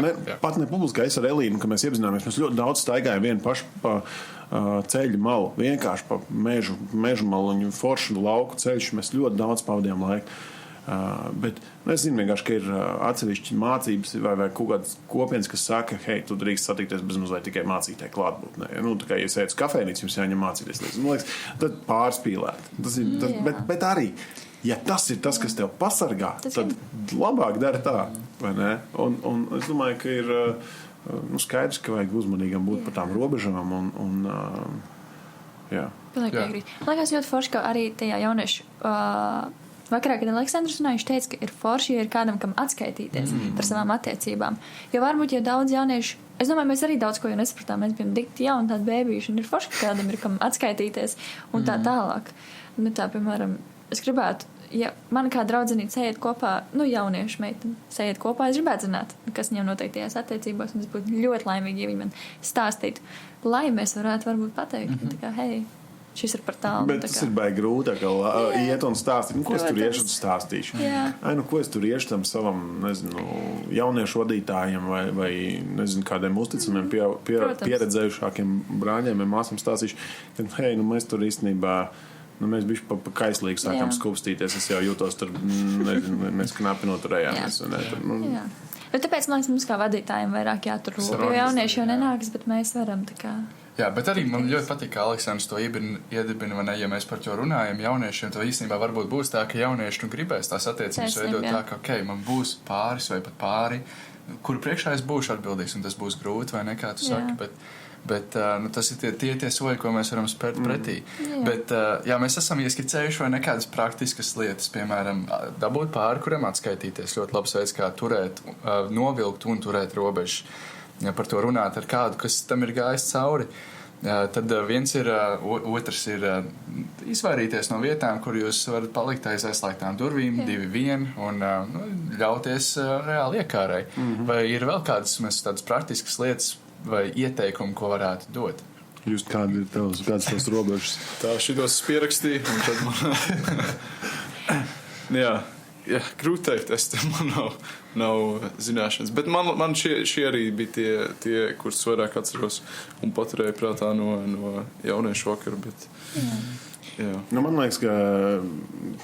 Lai arī es zinu, pāris, kas to ir gājuši tādos randiņos, bet man liekas, ka randiņš doties vasarā uz jūru pludmalē, atkal baigi riskantā zona. Tā kā pārāk. Es zinu, ka jūs esat no Liepājas, jā. Ok, sorry, neko darīt. Ne, mēs tam piekrītam. Jūs man piekrīt, jā? Tā ir vienkārši viena no zonām, kur, man liekas, tu esi tik ļoti aizgājis riskantā zonā. No tā. Jā. Vēl arī, tas varbūt nav tāds konkrēta robeža, bet koncepts vairāk par robežām ir, kas ļoti sasaucās arī ar to, ko tu minēji, man liekas, pirmajā tēmā, kuru mēs apskatījām. Sāc lēnām, vai ne? Kāpēc steigties taisīt to skūpstu vai izdarīt kaut kādas ļoti romantiskas darbības, kamēr, piemēram, kaut vai līdz tai paši jūsu laulībai vēl ir ļoti tāls ceļš ejams, un tieši sākt ar to draudzību, jūs pārēt attiecībās. Ko mēs darām? Un tad mēģināt, savā ziņā tas ir stiept gumiju, bet nevis bezmērķīgi, bet tieši ar mērķi, ka mēs sargājam laulību, turam to godā. Tā ir īpaša. Jā. Man liekas, vienkārši, ja tagad tu visu tik ļoti nosargām, lai pēc tam tik skaista laulība, ka tā ir nosargāta un viss ir jauns. Mēs zinām, ka mēs ar Elīnu esam arī to dalījušies ar jauniešiem kādreiz, bet mēs kaut kādas robežas savā draudzības posmā pārkāpām, un mēs pēc tam paši runājām, cik īstenībā mēs jūtamies, ka mēs esam sevi apzaguši. Ka mēs to savu laulības sākumu, kur mēs varam kāzu nākt, kur mēs varam daudz vairāk viens otru iepazīt un baudīt to skaistumu, ko Dievs ir iedevis, mēs vienkārši sevi apzagām.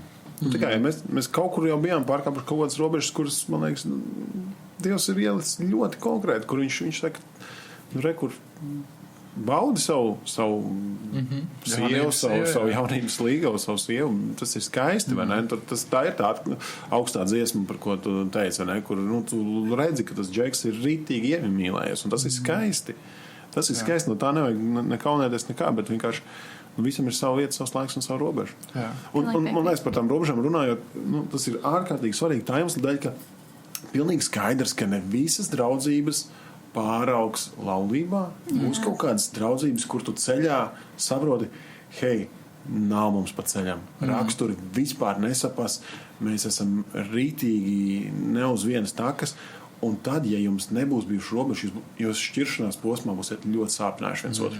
Kamēr tajā brīdī, ja jūs esat noturējuši tās dievbijīgās robežas, tad jūs varat šķirties kā draugi, un tas vienalga būs sāpīgi, bet tas būs mazāk sāpīgi un ar mazāku kaitējumu. Jo, kā jau tu teici, vai ne, ka viņi kļūst par vienu miesu, viņi burtiski salīmējās kopā. Un tagad arī neirozinātne parāda mums, ka gan neironu līmenī, smadzeņu līmenī, gan arī bioloģiski mēs atstājam nospiedumu viens otrā. Nu, tā kā mums ir jābūt. Pilnīgi piekrīt. Nu, es nezinu, vai tu atceries, Matīs, bet tu mums teici, lai, ja kaut kas notiek, lai mēs varam palikt vienā draudzē. Ok, jā, tas ir ļoti... Es neatceru, ka es jums to teicu. Es neatceru, ka mēs būtu runājuši par šādiem jautājumiem. Varbūt tu Jānim to teici, bet jā.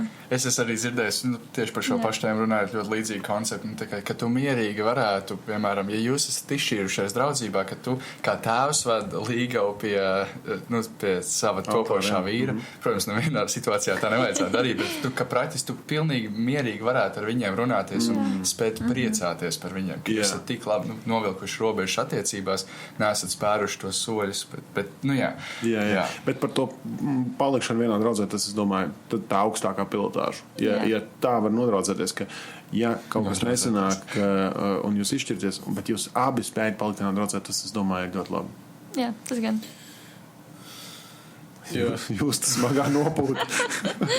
Jā, nav personīgi daudz komentāru, ko teikt, bet nu jā, tēma interesanti, teiksim tā, un es domāju, ja jūs esat arī tāds vientuļāks pa dzīvi bišķīti pagaidām, tad es domāju, jā, interesants tēmas, ko apspriest un pārdomāt. Un arī cik daudz no viņiem tomēr arī laulātiem cilvēkiem ir svarīgas, jo tā pati par to būt tam īstajam cilvēkam un strādāt pie sevis arī laulībā. Un mums ir tik daudz vēl nianses un pat lielākas lietas, pie kurām turpinoši strādāt, tā kā ticībā cerībā, ka šī saruna bija vērtīga gan tiem, kas iet attiecībās un laulībā, gan arī tiem, kas jau ir, jo, man liekas, jā, tās tēmas, ko mēs apskatījām, tās raksturvietas runā par abiem. Jā, tieši tā, un arī, vai ne, vajag runāt par to, Latvijā tā dzimstība ir tāda, kāda viņa ir, tās ģimenes vajag veidot, un es domāju, veselīgām tām ģimenēm vislabākajā gadījumā vajag būt, jā, kur audzināt labus bērnus, un tieši tā. Bet, jā, tagad, draugi, mums bija prieks, ka jūs bijāt klausījāties mūsu šovakar. Mateja jaunieši šeit, Kristīgā radio studijā. Un mēs jums tiksimies pēc 4 nedēļām. Tā kā gaidiet mūs ar atgriešanos. Paldies jums un lai jums ir svētīgs vakars. Visu labu! Visu labu!